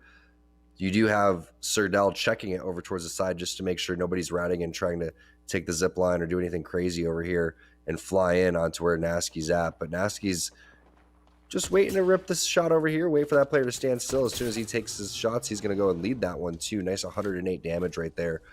And then just going to fall down so he doesn't take some damage of his own. So love this nice teamwork coming in, just waiting for your Gibraltar to do some damage. Typically it's the Gibraltar being the support, but when he's sniping, it's nice to know that your race got your back. Yeah, they have to be careful as they are checking the Hot Springs location, but particularly to the choke to their south. We know that Cheez-It won out their fight up against Team Na'Vi there. Don't know if they were able to move out quite yet, but it doesn't look like it as Team Rice Krispies do get knocked out. Applejack's picking that one up, finishing off Stunny there. And as you can see through the x-ray, they do still have Team Cheez-It over there, it looks like. A high ground angle being used by Nasky to try and get some damage off as Serdell is probing for anything here. It's that Gibraltar and instantly goes back behind cover. He is separated and forcing out the bubble early on. But there's still 1 minute and 30 seconds left for Cheez-It to try and figure out how they get out of this situation. Yeah, we're going to back off and heal here. And maybe some Ultic cells being tossed back and forth. Joey Blackout going to have to hit a battery, but they're sending it all over there. Nice spray coming in. They don't get the knock through on all of that. There's no way that player doesn't go down. Defensive bombardment is going to be used. That's perfectly timed, though, because you can see Rakadishu is without the bubble there. The bubble is being used on the opposite side. Joey Blackout does have his red armor. He's going to hit the Beast of the Hunt. Some nice shots being laid down as well. And now they have that other team on the run here, so nice job coming in from Team Cheez-It. Will they be able to finish this one off? Massive shots coming in. Prodigy Aces is using the bubble to perfection. That is Team Cooler over towards the left-hand side with the finish, and they made quick work of it too. I thought for sure once they took that jump pad that they were done for, but nice recovery. Yeah, Cooler deal with it, and now they have a free back to just focus on everyone else ahead of them. We see a res off in the distance from Applejack's point of view. We have hit the top 10. And so that means every player is back in the lobby here as well, with 30 players remaining now. Scan out, allowing Aves and company to start pushing up through the train tracks for now. They're not quite in the ring yet, with 15 seconds left to go. There are multiple teams in the area here. They're going to stick to the tracks for the time being, as it looks like they will be able to get safely in here and just play off the low ground inside the train tracks. No, Sentinels are on top of them, but they get inside with the bubble down. Throughout all of this, it looks like CLG, along with Cooler, were able to finish off Team Rockstar. We're down to 9 squads, 27 players remaining here. Sentinels still trying to apply pressure onto this squad, but you can see regaining that high ground. Not going to be as easy for them. Team Pringles get finished off. And Noko's doing some serious damage right now as Tanner slays with the charge rifle, but for Sentinels, they're running out of ammo. Did you notice that, Jamerson? Everybody basically, with only a clip left, is they have their background guns, their secondary weapons to go and try to use. Grenade ends up being placed. Doesn't connect, but Senox does have the flat line out. 303 instead of a little bit of skirmish underneath. That's Team Pringles in Fury there with the Mastiff. Bambino, last player alive. Will he be able to hit the med kit? Looks like the rest of... Oh no, Tanner Slays is down too, so Pop-Tarts is in on this one too. So 3 different fights taking place as Sentinels finally pushes in on this. Yeah, they're down to a duo. Senox, no armor, but they will be able to finish off Noko's squad. And there, I misspoke, Team Pringles are still alive. There is the res. Scans coming up from either side, keeping teams at bay. Crust should have an armor swap to work off of as well, but no, he's gonna have to pop that Phoenix kit. Horizon's in the area. Lucas will be able to take out Fury, but Phony finally finishes off Bambino. So 303 are out. Down 6 squads though, and it looks like Team Pringles are just down to a solo. Pop-Tarts continues to impress. Again, Lucas with the great IGLing. Also just phenomenal teamwork from Impulse and Stomps following up on basically every single little thing. Pings going down on where they think players are or where possible rotation opportunities are. But you can see the high ground is tough to take here. There's a couple of different player outlines that they have to work through. They obviously don't have a Pathfinder Octane jump pad to do anything. Instead, they are going to pass some Altic cells, possibly on over to Gibraltar, so they can get some sort of defensive bombardment over towards the side. Now, Tomcat Ratcam over here is we have Phony from Team Pringles making his move, as he's going to have to make his rotation any second. Yeah, you will have the grab lift to get up top if he needs to. He's going to just try and bide his time for as long as possible before he goes for it. Here's Team Cooler, though, and they were able to walk through this, cleared out a lot of this side of the ring, and really controlling this for now, as they do have a team ahead of them. Might be Sentinels there that were playing down by that Dorito building. Good shots coming out with that triple take. They do get the knock onto Retzi. Bubble res should be there for Sentinels, and Cooler, because of the other teams in the area, cannot full push in now. CLG in a fight up against Team Pop-Tarts. Impulse is traded back, and CLG go down.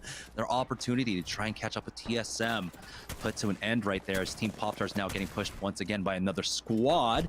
But Lucas is able to swat that one down. Phony ultimately falls. So it looks like they picked that one up. Oh, the Nox gas grenade right in top of him as Pop-Tarts push out from that car. Dell will be able to take out Lucas, and it looks like Cooler are going to be safe throughout all of this. Pop-Tarts are going to be surviving with one. It's just Impulse, but here Cooler pushing now on top of Sentinels. You got to be careful as Dell throws in that thermite, the black hole as well, keeping them in place, allows him to push up. Great damage with that EVA 8 as they get the knock onto Senox. It's all up to Retzi left in a 1v3, and he goes down. Wow, what a job there coming in from Yuki. The grenades to follow coming in. Serdell just flying through his own thermite. Nasky now taking the kill lead, and Cooler starting to heat up after halftime. They must have had a little powwow. Maybe it's the zone changes. Maybe it was just watching the break.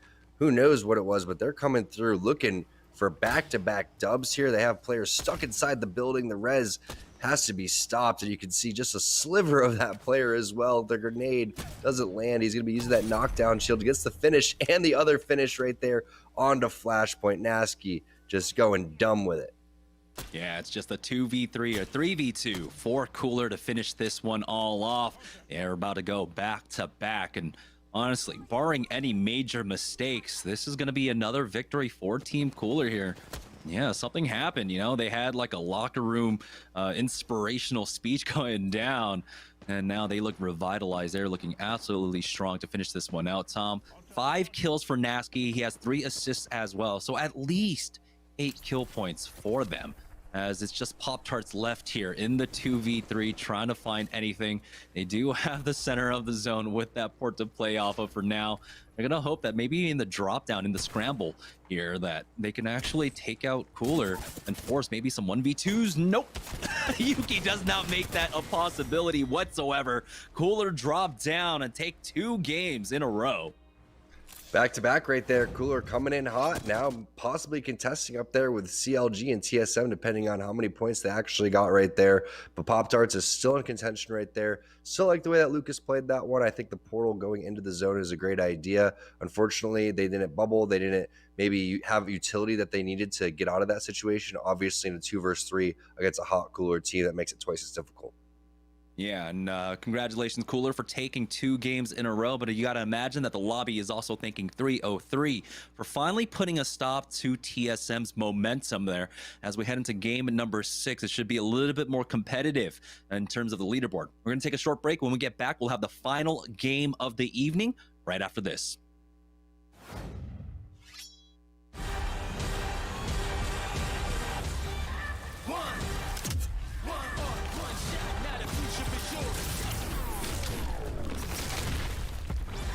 Versus coming daily under pressure. Working on applying the scheme. The true side trademark is at the edge of your dreams. I'm talking. Yeah. One shot, now the future is yours.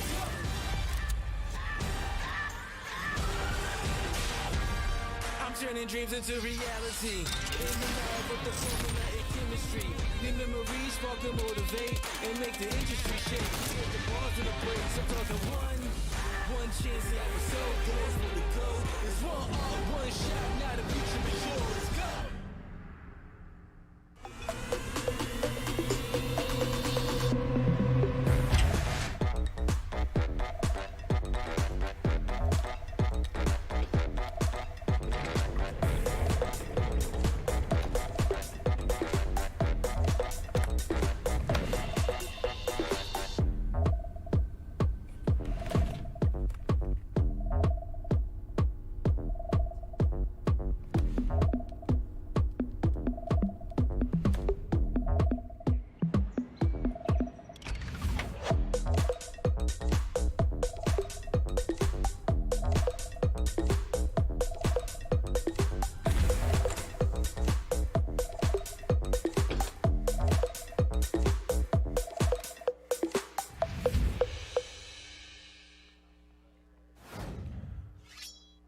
All right, Cooler coming in hot. Yeso back here in the Esports Arena Orange County studio. Back-to-back dubs from the Cooler boys. Obviously, I was talking with Nasky yesterday, hoping he could carry some good luck, and it looks like it is shining through, looking real clean with that triple take. And they take 2 in a row, and as T-Squared and Jamerson were talking about TSM's momentum getting slowed down, and a lot of teams are feeling really good about that here, and we see here Cooler sweeping the stats there. Nasky looking really strong.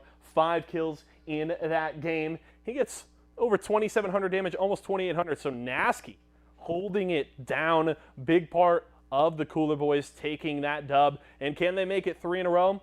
We will have to find out. These teams trying to chase down TSM at the top of the standings. We'll check our leaderboards and get into Game 6 when we return.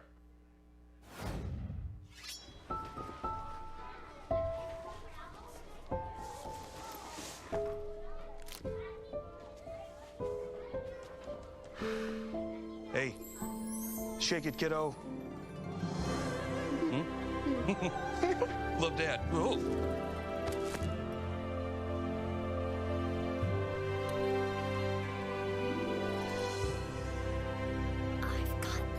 Kellogg's Rice Krispies Treats. A little love when it's needed. Kellogg's, Fruit Loops, Apple Jacks, Corn Pops, Tiger Paws. They're Jumbo. Jumbo snacks, snack time heroes. Go take them on the go.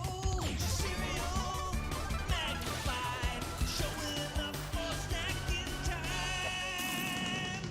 Jumbo snacks, snack time heroes. Go take them on the go. It's Jumbo. It's for snacking. It's Jumbo Snacks.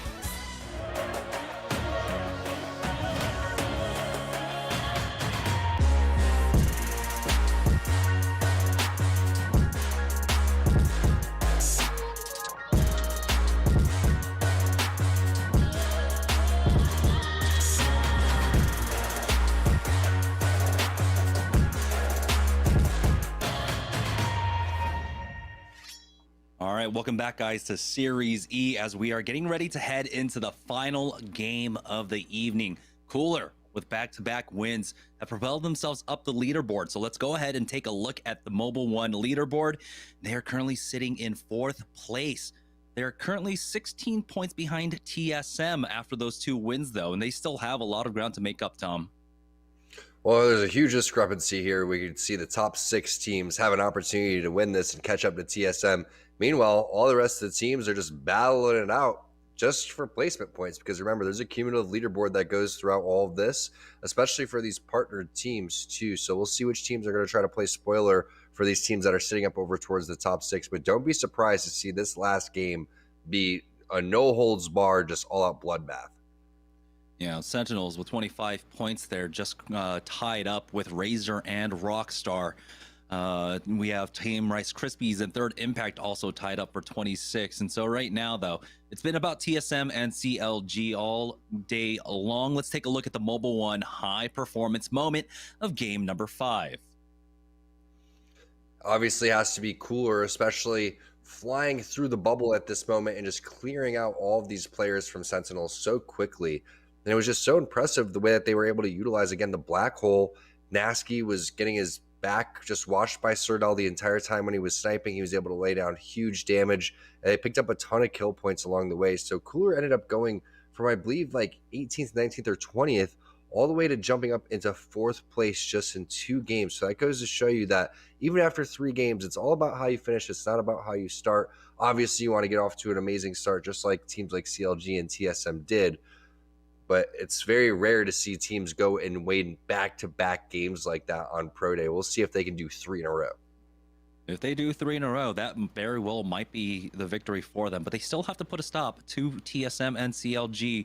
Right now, there's about a 6-point difference between CLG and TSM heading into game number 6. And again, it was one of the earlier bow outs there in game number 5 for TSM. You know, you were really highlighting that they were once again trying to utilize that train position to find the gatekeeps, but somehow 303, we didn't get to see the fight, got the better of them. Yeah, exactly. We got a Nasky setting in the chat. He's going triple take is the best sniper by far. Duly noted. Hey, definitely better than the Sentinel. We saw a couple teams when they came off drop just have Sentinel Mozambique. I don't think Longbow's that good either. And if you use the charge rifle, well, hey, I use a charge rifle. I guess we know what kind of player I am. So, but the triple I take was an definitely really strong. absolute like. Oh yeah, go ahead. Good. I was Oh, just yeah, saying no, triple I take was an really strong. absolute gremlin with the charge rifle when it first came out, just because it was so strong. Iterative buffs throughout all of that, and never mind. It looks like CLG actually are down by 9 points to TSM. So not on, it's definitely something that can be overcome here for CLG. But you're also hoping, if you're the rest of the lobby, if your teams like Pringles, Cooler, Pop Tarts, that TSM go down early to leave open that opportunity for yourself. Yeah, no doubt about it. TSM's going to be trying to play this one to the max ability. They're not going to try to take early fights unless they know that it's completely safe. And I guarantee that they're going to be just, showing the multifaceted team that they are. We've seen them do a lot of different things, from gatekeeping to third partying to playing the end zone perfectly. And the shots have been really on point. The map movement, the teamwork, everything really coming to fruition there for TSM today, but they have to close it out. So one more game left here, and all eyes are really going to be on them in the kill feed. What if Applejacks pull a game number 6 again? Because remember, Charlotte Phoenix were there over a Frag East. So what if Applejacks decide, yeah, we're going to try and drop Frag East as well and put a stop to TSM? I don't know. One can only hope. We'll find out. I've almost been canceled by hell once, so I don't know if Applejacks wants anything to do with that. All right, we're just waiting for the final game to start up here. It's going to be game number 6. TSM, CLG, both of them in the lead right now, but still behind, like we said. Pringles, Cooler, Pop Tarts, and Applejacks all have an opportunity as we head into the game. Do we have anyone dropping on TSM? It looks like it's going to be a safe drop with the way that they are split up for now. Unfortunate for them again. Looks like, no, wait, they might actually have the beacon. It didn't show up, but the bubble has been thrown down for snipe down. Getting the beacon's always huge because you can focus on your early rotation. So let's see, once they get that scan, if we can pull up the map and see how much ground they actually have to go through. And it's going to be another thermal station type of zone. Wow. So Applejack's going to be loving this one. You can see Rice Krispie Treats in the vicinity too. They're over towards the staging area. These two teams love what they see right now, but is thermal station actually open? It is. Oh boy, what is going on? Team Pringles getting absolutely griefed here. 30-man just coming down on the top of them. They're getting taken out. It's all up to Phony here, unfortunately for them. Los Carritos pick up those 2 kills. 303 tries to come in for the third party off the back of this as well, and Bambino will punish that with the 30-30 repeater. And now there's just 2 members left here, which with almost no loot as well. So yeah, there we go. Los Carritos out, 303 picking up some kill points. Yeah, very rarely do you see someone excited to shoot that blue drone and actually get an armor out of that. I think that it's pretty lucky there for Bambino in the middle of the open getting that armor swap. He's going to be loving that one, and also loving these free kills that are coming over towards their side. 303 definitely not in the running to be in this top 5, but still going to be fun to see what they're able to do none the way. It's taking out one of these teams that are in the running. So nice job as Team Cheez It, another one of these teams, unfortunately sitting more or less on the bottom of the leaderboard. Surprisingly enough, Jamerson, especially with what we've seen from them. We've seen a lot of good plays overall, but most notably, I think it was game number 1 when they made that major mistake leaving their game-winning building. Yeah, right now, Team Cheez It just taking their time. They realize that, again, this one's pulling so far away from them. They have to play the edge here, and with 1 minute and 20 seconds left to go, they still have a lot of loot to pick up. There's an additional purple armor for one of them. Don't know exactly what came out of that gold cargo bot as well. On board with Pop-Tarts, though, as they're making their way through No Name, it seems. Double blue armors joining on board with Rockstar, who are now trying to make this push onto Na'Vi, I believe, here in Lava Fissure. Caught out a player trying to go for that crafting, but now it looks like Matt Pickett wants to send it in. Has used that stim, try and close the ground up against him. It's a Gibraltar on the other side. Do have the longbow in hand along with the R99 at the very least, so he can play that close angle. He's got the purple mag behind it, but he does get tagged from the side by the charge rifle and gets cracked. Gonna have to back off, and it looks like this push will not come from Team Rockstar.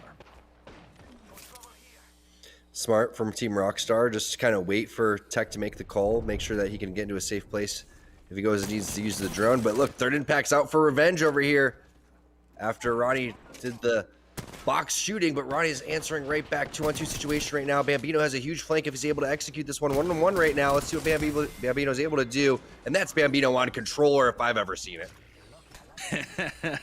He's going to be able to pick that one up. Team Razor, though, in a fight up against CLG right now. Zara Tricky is the only one alive for his squad. Secures the thirst at the very least onto Madness as the third party comes in. TSM is already here on the move, punishing them. Of course, you drop over at Frag East, and surprisingly enough, they stuck around here. Imperial Hal, though, trying to climb up. Lou gets the one clip onto him. Reps will challenge him and finish him off. So CLG are out. TSM now have a massive lead to finish off this tournament. I can't believe that TSM ends up taking that early of a fight, but they were able to dominate that one right there. And no third party in the vicinity quite yet. So it looks like Hal will be able to get the heals necessary and the armor swap that he needs to get replenished. So now TSM really starting to put the rest of the pressure on these teams. 2 out of our top 5 or 6 teams now eliminated. So who leaves that in the running right now, Jamerson? Apple Jacks? Pop-Tarts? I'm not sure at this point, but TSM has about a 20-point lead over basically the rest of them. Remember, the closest one was CLG. They were 9 points down. I believe TSM had like a 16-point lead or something over Cooler. So maybe Cooler, but they have to put a stop to TSM first. Looks like Sentinels, though, do find themselves in a fight down here. It's more than likely going to be Applejacks that are holding this building for now. Yeah, I'm taking a look at the leaderboard right now, and we had Cooler, obviously, at 46 points. So that's a contention right there. Pop-Tarts sitting at 45, and then Applejacks at 41. So a decent amount of points to make up, but totally possible, especially if we see back-to-back wins from a team like Cooler. But getting those early kill points and getting CLG out of the way, absolutely huge for TSM. And that's going to boost their confidence. Yeah, it makes it a lot easier to play this one out, especially because they have at least secured, I think, 3 or 4 points. One off of placement right now. We've hit top 15. They picked up 2 or 3 kill points there as well. Right now, Team Noko just lurking over here by Tree. This one probably going to continue to pull down to the south. We see a lot of teams playing for the choke just to the west as well. That goes over towards Thermal Station. And so they're just going to bide their time. Oh, Intel versus Applejacks taking place right now as they have Aves with a nice high ground angle. We do have the bubble res coming out and preemptive arc star to go down. They have to bide their time there. You see the Q being used by Panders to get out of dodge. And so it's Team Intel that's actually playing inside that building that Sentinels were eyeing, and Team Applejacks have taken the beacon building here on the thermal side. But it looks like Team Noko finally getting pushed now. It's going to be Prodigy Aces picking that one up. Noko trades back as Rakinishu finds one more, bring it down to a 1v2 for Noko as he does play inside that bubble, does some decent damage, but as he goes out for the peak, he gets finished off. And now Joey Blackout trying to hold the line as they need to recover Prodigy Ace's banner and get the res onto him. Again, it's just so surprising that Cheez-It's sitting more towards the bottom of the leaderboard when you see that they're fully capable of doing some great team fighting. But here comes the third party coming in. It is Team Intel. Rakinishu going to get the knock right there onto Panders. Looks like some shots being in the back of... Oh, that's another knock too. It's just Metro here. Rakinishu going absolutely huge. Metro is going to hit the armor swap, but I believe a third party did come through. It was Sentinels throughout all of this. Sentinels is here to answer big time. That's the devotion from Metro right into Retzi. Will the finish come through from Sentinels? It does. Rez going to be hit onto Retzi as well. The third, the fourth, the fifth party continues to come over towards Tree.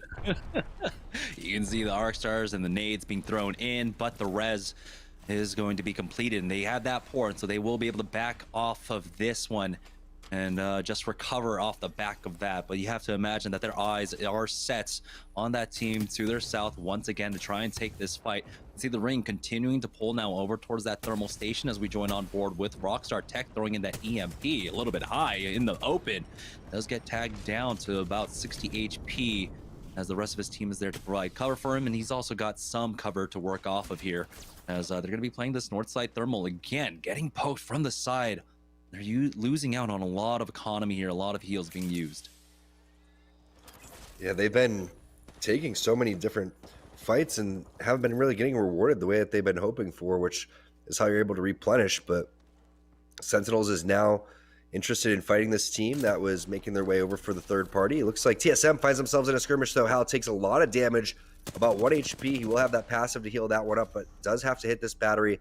Reps doesn't use the bubble, so Hal must not be in major danger over here, as Reps is laying down some cover fire over towards the roof too. So I'm not sure if that was his defensive bombardment. I believe that was the enemy one. So it wasn't very well placed, and he has all of his utility to answer right back here for TSM. Yeah, he's got that bubble. If they want to push up, Arcstar will force him back for just a moment, though.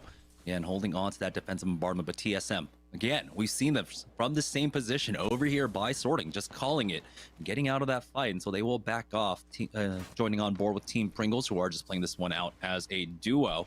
Will make their way down towards the south side of Thermal Station, but oh my goodness, the Caustic taking so much damage, barely make it behind cover.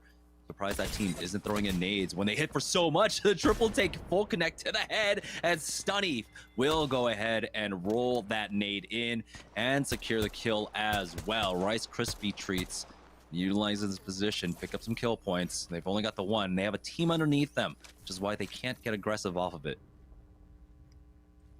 And getting Casper into that late game is all they care about here. That gold armor doesn't need to be charged up, so they're just holding that one in their back pocket, as Casper's going to use it exactly for that reason right there. Grab it to hit any type of extra meds and get double utility out of that. So really heads up play coming in from Rice Krispie Treats, understanding this is the long game. And Stunny realizes, okay, 300 shots in the Spitfire, it seems like a lot, but we're still in zone number 2, and you can run out of that ammo so quickly. Yeah, they're not in a position where they can really easily just recover any loot, right? If they get the knocks from the kills and such. But right now it's TSM slow playing this one out. They have at least secured 4 points as we have hit another threshold. Team Cooler finding themselves in a fight over here by staging. Defensive bombardment has gone down. They utilize that bubble.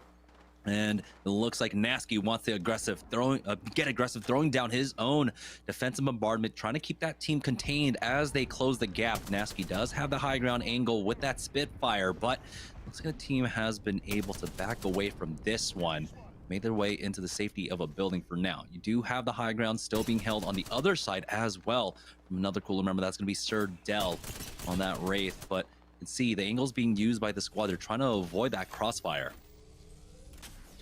They want to take this fight, but it's only because they know that they need the kill points to catch up to TSM. Otherwise, they would be already rotating, playing the late game. That's the opportunity that they need, though. The other team is sending it on to Sirdell. Sirdell already has a lot of different area to go and work with, and now he's baited these players up to go and actually take the fight and get out of their building. Exactly what Cooler needed here. There's a black hole being answered with, a couple grenades being tossed back and forth. We know that their placement with the utility is really strong. He did connect with a 30 purple there, and that is going to be Bambino going down to Nasky's grenade.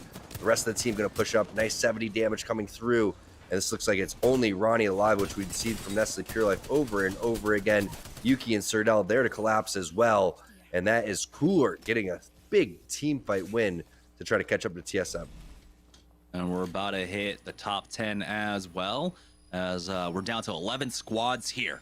Nasky will get this Phoenix kit off just in time, I believe. No, it was like a half second off, so they're going to have to go for the re-res. He's going to have to hit a syringe before he heals up, but Cooler should be able to recover off of this. Joining on board with Team Pop-Tarts, who are playing the train station on Thermal side. As the ring does continue to pull on over into Thermal Station. They have a big building to hold, and they find a lot of additional utility here, surprisingly enough. And Team Pop-Tarts is one of our teams, again, in the running. Currently sitting in 5th place with 45 points. Remember, TSM had 62 points when this game started. They've taken out CLG along the way, picking up a couple extra points here as we hop on board with them and see what they're up to on their rotation. Snipe Down takes some good initial damage, so he's going to back off. Bubble has been used by the other team, but it looks like Reps is going to be laying down some cover fire over towards the side, as it's Hal who charges through, as Hal typically does. That's when he knows he has the advantage. Couple grenades being tossed out. And these players are on the run. We'll see if they want to continue to push. And they know that they have them a little bit split up. There's the flank coming in from Hal. Nice 150 spray. Switches on over. That's going to be 303. He only takes 100 damage while doing about 160. Is going to hit the battery. TSM looking like they're putting up some more kills on the board here. Yeah, and they're getting revenge on 303, who put a stop to them early in game number 5. And Really, with these extra points that they are getting, it's just maintaining this lead they have over the rest of the lobby, over the other teams that can't contest them. In this 3v2, TSM are pushing up. The Arcstar gets double connect, and oh my goodness, 303 might turn it around. Bambino comes up clutch with that one, but it should be down to a 1v1 as Reps does take some damage. It's going to try and use that bat, but he has to cancel it here. It's the 1v1 that Reps clutches up for TSM, taking them out. Reps goes absolutely huge right there with just a sliver of HP, switches on over to the scout, hip fire shots right there with about 20 HP overall, plenty of time to get the res, plenty of time to get the armor swaps and the heals. Really nice job there by TSM. Those are the extra points that they needed. And here comes Sentinels. Looks like they're trying to go for the third party, but they don't want to get too aggressive because they realize that the res has already came out, the timing's a little bit late. And Sentinels are just going to slow play this one now. It's just keep maintaining control over this high ground because they do have to rotate onto that train platform as Team Rockstar find themselves in a small, tough spot. Matt Pickett is forced to bat along with Tech. They're just cornered here. Bubble being used as well. We have the EMP getting set up for Tech, and he will throw that down right on top of this squad. Don't know who it is on the other side, but they do have the jump pad to try and get aggressive. And now Matt Pickett with a flank. He only gets the one, but there it is. Cooler answering back. It's down to a 1v1, I believe, here as Tech with that massive now has the triple take. Double shotgun in the back pocket there will finish off Cooler. And Cooler was basically this lobby's hope for coming up and trying to take down TSM. Now it's all up to basically Team Pop-Tarts, who I believe is sitting at 45. Applejack's sitting at 41 in 6th place.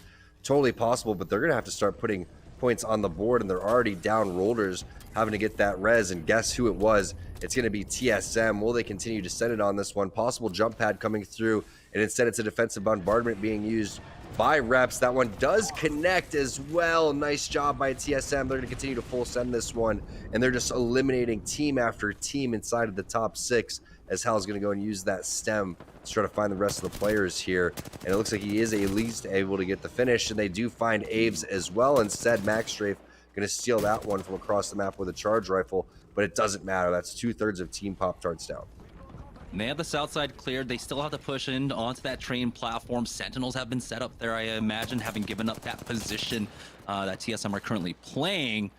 Man, they're doing so much work right now. You can see the double reds for Snipe down along with Imperial Hal. Reps is the only one that's close to having it himself, though, as Na'Vi now.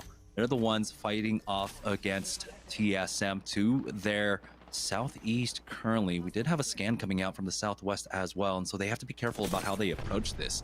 See Kuya really reticent about making that push out. Team Rockstar, though, are still in a safe position as they spot 2 out. Tech, and it's going to be a full 3 here. I don't think he has, he might actually have his EMP already set. Ultimate Excels have been used, you gotta imagine. They're trying to pick up these kills. It's always a nuisance when Tech's in the lobby. Looks like Pickett's going to start this one off with the devotion. He's going to finish it with the wingman as well. That's going to be a player from Flashpoint going down, Senpai the Wraith. As you have the high ground being utilized, and that's Boney from Team Pringles going down as well. So Team Pringles was sitting in 3rd place with 48 points. And wow, everybody really falling apart right now in terms of being able to catch up to TSM. Again, once you see that CLG went down to TSM, the rest of the lobby was probably a little scared because you already know that they're heating up to start the game. And now Rockstar with this high ground in a perfect position to possibly win the game. Yeah, they were firing off shots towards TSM as well. They got the knock onto Kuya. Crust might pick up one for himself. Now we do have 2 members of TSM finally down, but I think TSM might have done it. We'll see if Reps can clutch up another one. No, he will fall, but TSM have to be happy with that performance. Top 7, lots of kills as well. Na'Vi now down to a solo, getting pushed by Sentinels. They do get finished off, but Sentinels are just down to Senox now, who will fall. Rice Krispie Treats making their slow advance out of Thermal Station. Pick that one up. We're down to our top 4 squads. Rice Krispie Treats, Rockstar, and 2 other teams. Rice Krispie Treats had 26 points sitting in 7th place when this one started, so not really in position, but Team Pop-Tarts could potentially make their way up and steal a 2nd place from CLG. They were sitting at 45 points overall, now in a top 4 position. If they can win this game, they could possibly make their way up. Also, you can see Team Applejack still alive. They had 41 points overall. So if Trinal could take this one on the Tomcat Rat Cam, that would be absolutely huge. But we'll see. It's basically a battle for second place now. Yeah, and at this point, I don't know if like there are enough kills, for anyone to try and catch up for TSM at this point. Rockstar, though, now making their move for that train platform. They've got the EMP in the back pocket to work with, and when it comes down to these close quarters, the EMP basically covers that final ring as Rice Krispie Treats controlling the south side. Now, there are 3 teams that are full up. That's Pop-Tarts as well, playing the east side of this one. So it's just the split coming out, but looks like Team Rice Krispie Treats might be one of the more vulnerable squads here. Depends on how Impulse plays this north side of his zone. He does have an angle to try and punish Team Rockstar. Yeah, it looks like Pop-Tarts has plenty of area to work with here. You can see the thought process here is don't really all be on top of one another. Everybody has to take different angles and get the information that they need. I'm surprised that we're not seeing a little bit more advancement. There it is. Impulse is going to advance just a little bit to get the angles that he needs to lay down some more damage, and there's the perfectly timed scan too. Unfortunately, that grenade not going to connect, but I do like this aggressive play, and look how close he is to the zone, Jamerson. He's basically a few footsteps away from where that one's going to end. Yeah, it lands right on the tracks there as they do turn their attention over to Pop-Tarts. Rice Krispie Treats are afforded some rest as they need to heal up, and right now, though, you can see everyone using their ultimate excels. Tech threw down an EMP, but he's already popped 2 ultimate excels. We'll see if he has a third one. He does. So he'll have another EMP for this. The scans come out. Trinal is still on the low ground as Rice Krispies want this kill, but they're getting punished for it, taking a lot of damage. And Stunny now needs to heal up as Casper has been able to bat. Will hit that med kit as well. And they have the longest route to take, unfortunately for them. And a 30 EMP is going to be landing anytime soon. I wouldn't be surprised if it's going to be a bubble EMP. Maybe it's going to be behind the wall here. 20 seconds before he has to do that one. Probably about 40 seconds before he actually pops the EMP off. When that happens, it's going to get rid of all of the caustic traps here too. And look at, he wants to get aggressive with a grenade, but that will just force the players into a different area. As the rat does get slashed, Trinal will go down to Stunny with the Spitfire there. As now is the time to check tech out. He is going to go into EMP form as that ring closes, but remember how slow it closes too. So in about 15 seconds, that's when the EMP will go off.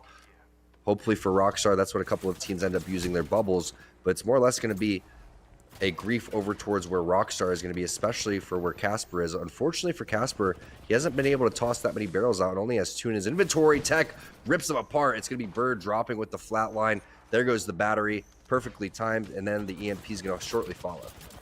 Rockstar, they're getting pressured right now. Tech, his drone did get broken, and so he's waiting for that cooldown to come back up. And the Nox gas grenade was dropped right on top of them. They lost it out, and now it's going to be Pop-Tarts coming in to try and finish this one all off. They have the man advantage. They get the kill onto Team Rockstar, change their focus on to Rice Krispies as Impulse does go down, but Stomps and Lucas has plenty of damage left in the tank as well. But oh no, their armors have been cracked. They haven't been able to take out the third player quite yet. Playing around the knockdown shields. Pop-Tarts versus Rice Krispie Treats as Stomps is going to have the gall to actually hit that bat, and that's because Casper has backed off himself, and now with the additional heals, they'll be able to push up, and Pop-Tarts take the final win of the evening. Wow, Pop-Tarts has to be one of the most improved teams that we have from Season 1 to Season 2 in Series E. Lucas, one of my votes for most improved player overall. Again, just the communication, the teamwork, the way that they were able to let that unfold in front of them. Yes, they got blessed with the circle on their side, but they had to work their way over to own that. And then the way that they were able to just get rewarded with so many of those kills too is extremely key, because they're trying to take over second place from CLG. We'll find out after the break if they're able to do so. Yeah, so congratulations, Pop-Tarts, taking game number 6, but was it enough? We're going to allow our admins, of course, some time to tally up the results, but when we get back from our final break of the evening, we will have the results of the night. So stick around, guys. We'll be right back.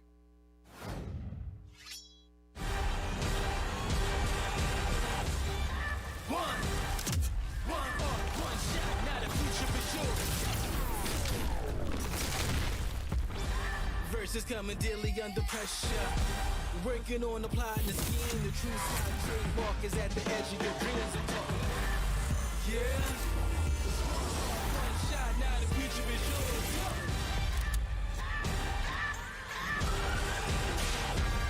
I'm turning dreams into reality. In the lab with the formula and chemistry.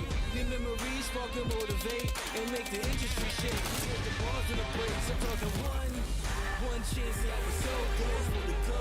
It's one shot. Now the future is yours. Go. Imagine you love frosting and filling. I do love frosting and filling. Oh, well, imagine if there was a way to enjoy that delicious goodness anywhere, anytime, out of the toaster, out of the box, out of one of those baggy thingies, with nothing but a thin layer of foil between you and... Pasta. Yes, Curtis. This is a commercial about pasta. I love it. Frosting and filling for your pasta. I like pesto. I wasn't born in the spotlight. Nah. Had to grind and shine like a star on a hot night. And something about the struggle now resides in my muscles. And every trial and trouble helped to hang my hustle. Real rock stars don't chase the spotlight. It chases them.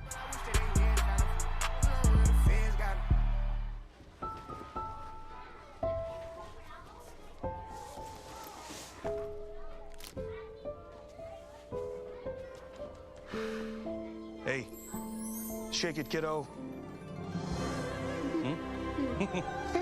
Love Dad. Oh.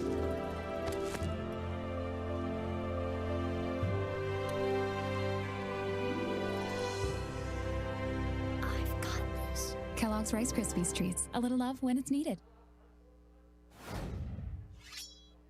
Welcome back, ladies and gentlemen. Yeso here back in the Esports Arena, Orange County studio. What an absolute banger of a final game there. Can I get some Pog-Tarts in the chat there? What a finish off to the day. Super exciting to watch. Getting to see TSM immediately charging there for CLG at the start of the game.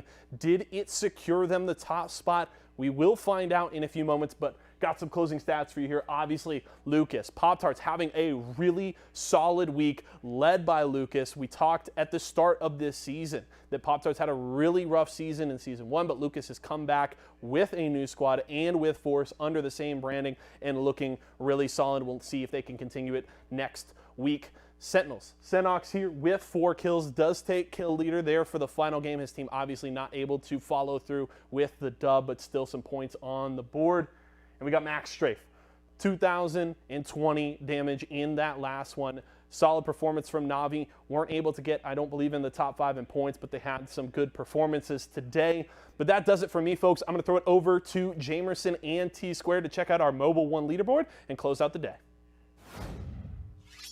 Stack Pringles flavors. Make new ones. How much do you think Pringles paid these people? Hardly anything. Hey, you guys want to stack different Pringles flavors to create new flavor combos? Here, I'll go first. Pizza, barbecue, and jalapeno. The spicy barbecue pizza stack. Get him! Grandpa, what's going on? Pringles. We're trapped in a Pringles commercial. They must have taken us in our sleep. How can we get out? We can't, Summer. They warned me this would happen and I didn't listen. Stack Pringles, make endless new flavors. Stacking Pringles to make new flavors. Make endless new flavors. Barbecue, wavy, and sour cream and onion equals a 3-layer dip stack. All right, welcome back, guys, to Series E. We've had 6 amazing games, a lot of Southern thermal endings, but here we have it. We have our ultimate winners for the evening, so let's go ahead and take a look at the Mobile 1 leaderboard, and TSM do clutch it up, but wow, Pop-Tarts made it close. It was a 5-point difference as Team Pop-Tarts do snag away second place from CLG. Team Pop-Tarts popping off, and I saw Pog-Tarts in the chat too. I would love to see some Pog-Tarts flavored. I don't know what those would be. Probably tastes like a bunch of awesomeness and victory there. But 5 points short of the victory from TSM. Not too bad considering how good TSM was playing. So Pop-Tarts has to love the performance that they had. CLG showed up strong today. Pringles, Cooler, Apple Jacks, etc. All these teams putting on a great show today. Looking forward to seeing how Series E goes next week. Yeah, so congratulations, TSM, for taking first place today. Congratulations for Team Pop-Tarts for taking second place. Let's take a look at the Mobile 1 high performance moment of game number 6. Yeah, again, there was a lot of different options for teams to go and play, but it looked like as soon as Rockstar started to add the pressure over towards the side onto Rice Krispie Treats, they wanted to answer right back. That was such a great Nox gas grenade coming in from Casper, and then amazing defensive bombardments landing on the other side. Pop-Tarts with the timing coming through. But the most impressive thing is the way they were able to slow play this in the 2 versus 1, utilizing the knockdown shield in the middle of the open. Yes, those weren't the best massive shots. Lucas probably would like those back, but either way, from there on out, perfect utilization of the knockdown shield, great teamwork, communication. As soon as they both fully heal, they make their way onto Casper and finish it off and take the win and also second place. Yeah, and it was close. 5 points. I didn't think it would be that close, but TSM, they did enough in that last game. They got into a lot of fights, found a lot of kill points, and that was the difference maker for them. But there was definitely an opportunity if maybe, TSM had been taken out when CLG decided to rotate through frag. There was an opportunity there for TSM to go down, but they were able to survive, come in for the third party, take that one up, and they take the win. So congratulations, TSM, for taking the victory once again. Team Pop-Tarts coming in second place, really showing us why we love Series E, seeing the improvement coming out from all of our players and teams.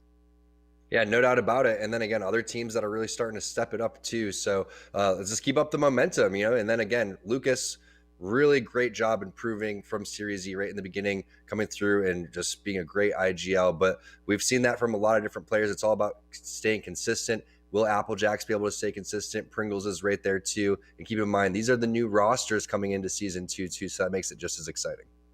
Yeah, so once again, congratulations, TSM. Now we want to take a moment, of course, to thank all of our viewers at home. We will be back next week. Our open registration tournament will be taking place on Tuesday at 5 p.m. Pacific Standard Time. So from all of us at Esports Arena, from Tom and myself, and of course all of our partners and partnered squads, thank you all for watching. We'll see you guys then. Have a good weekend.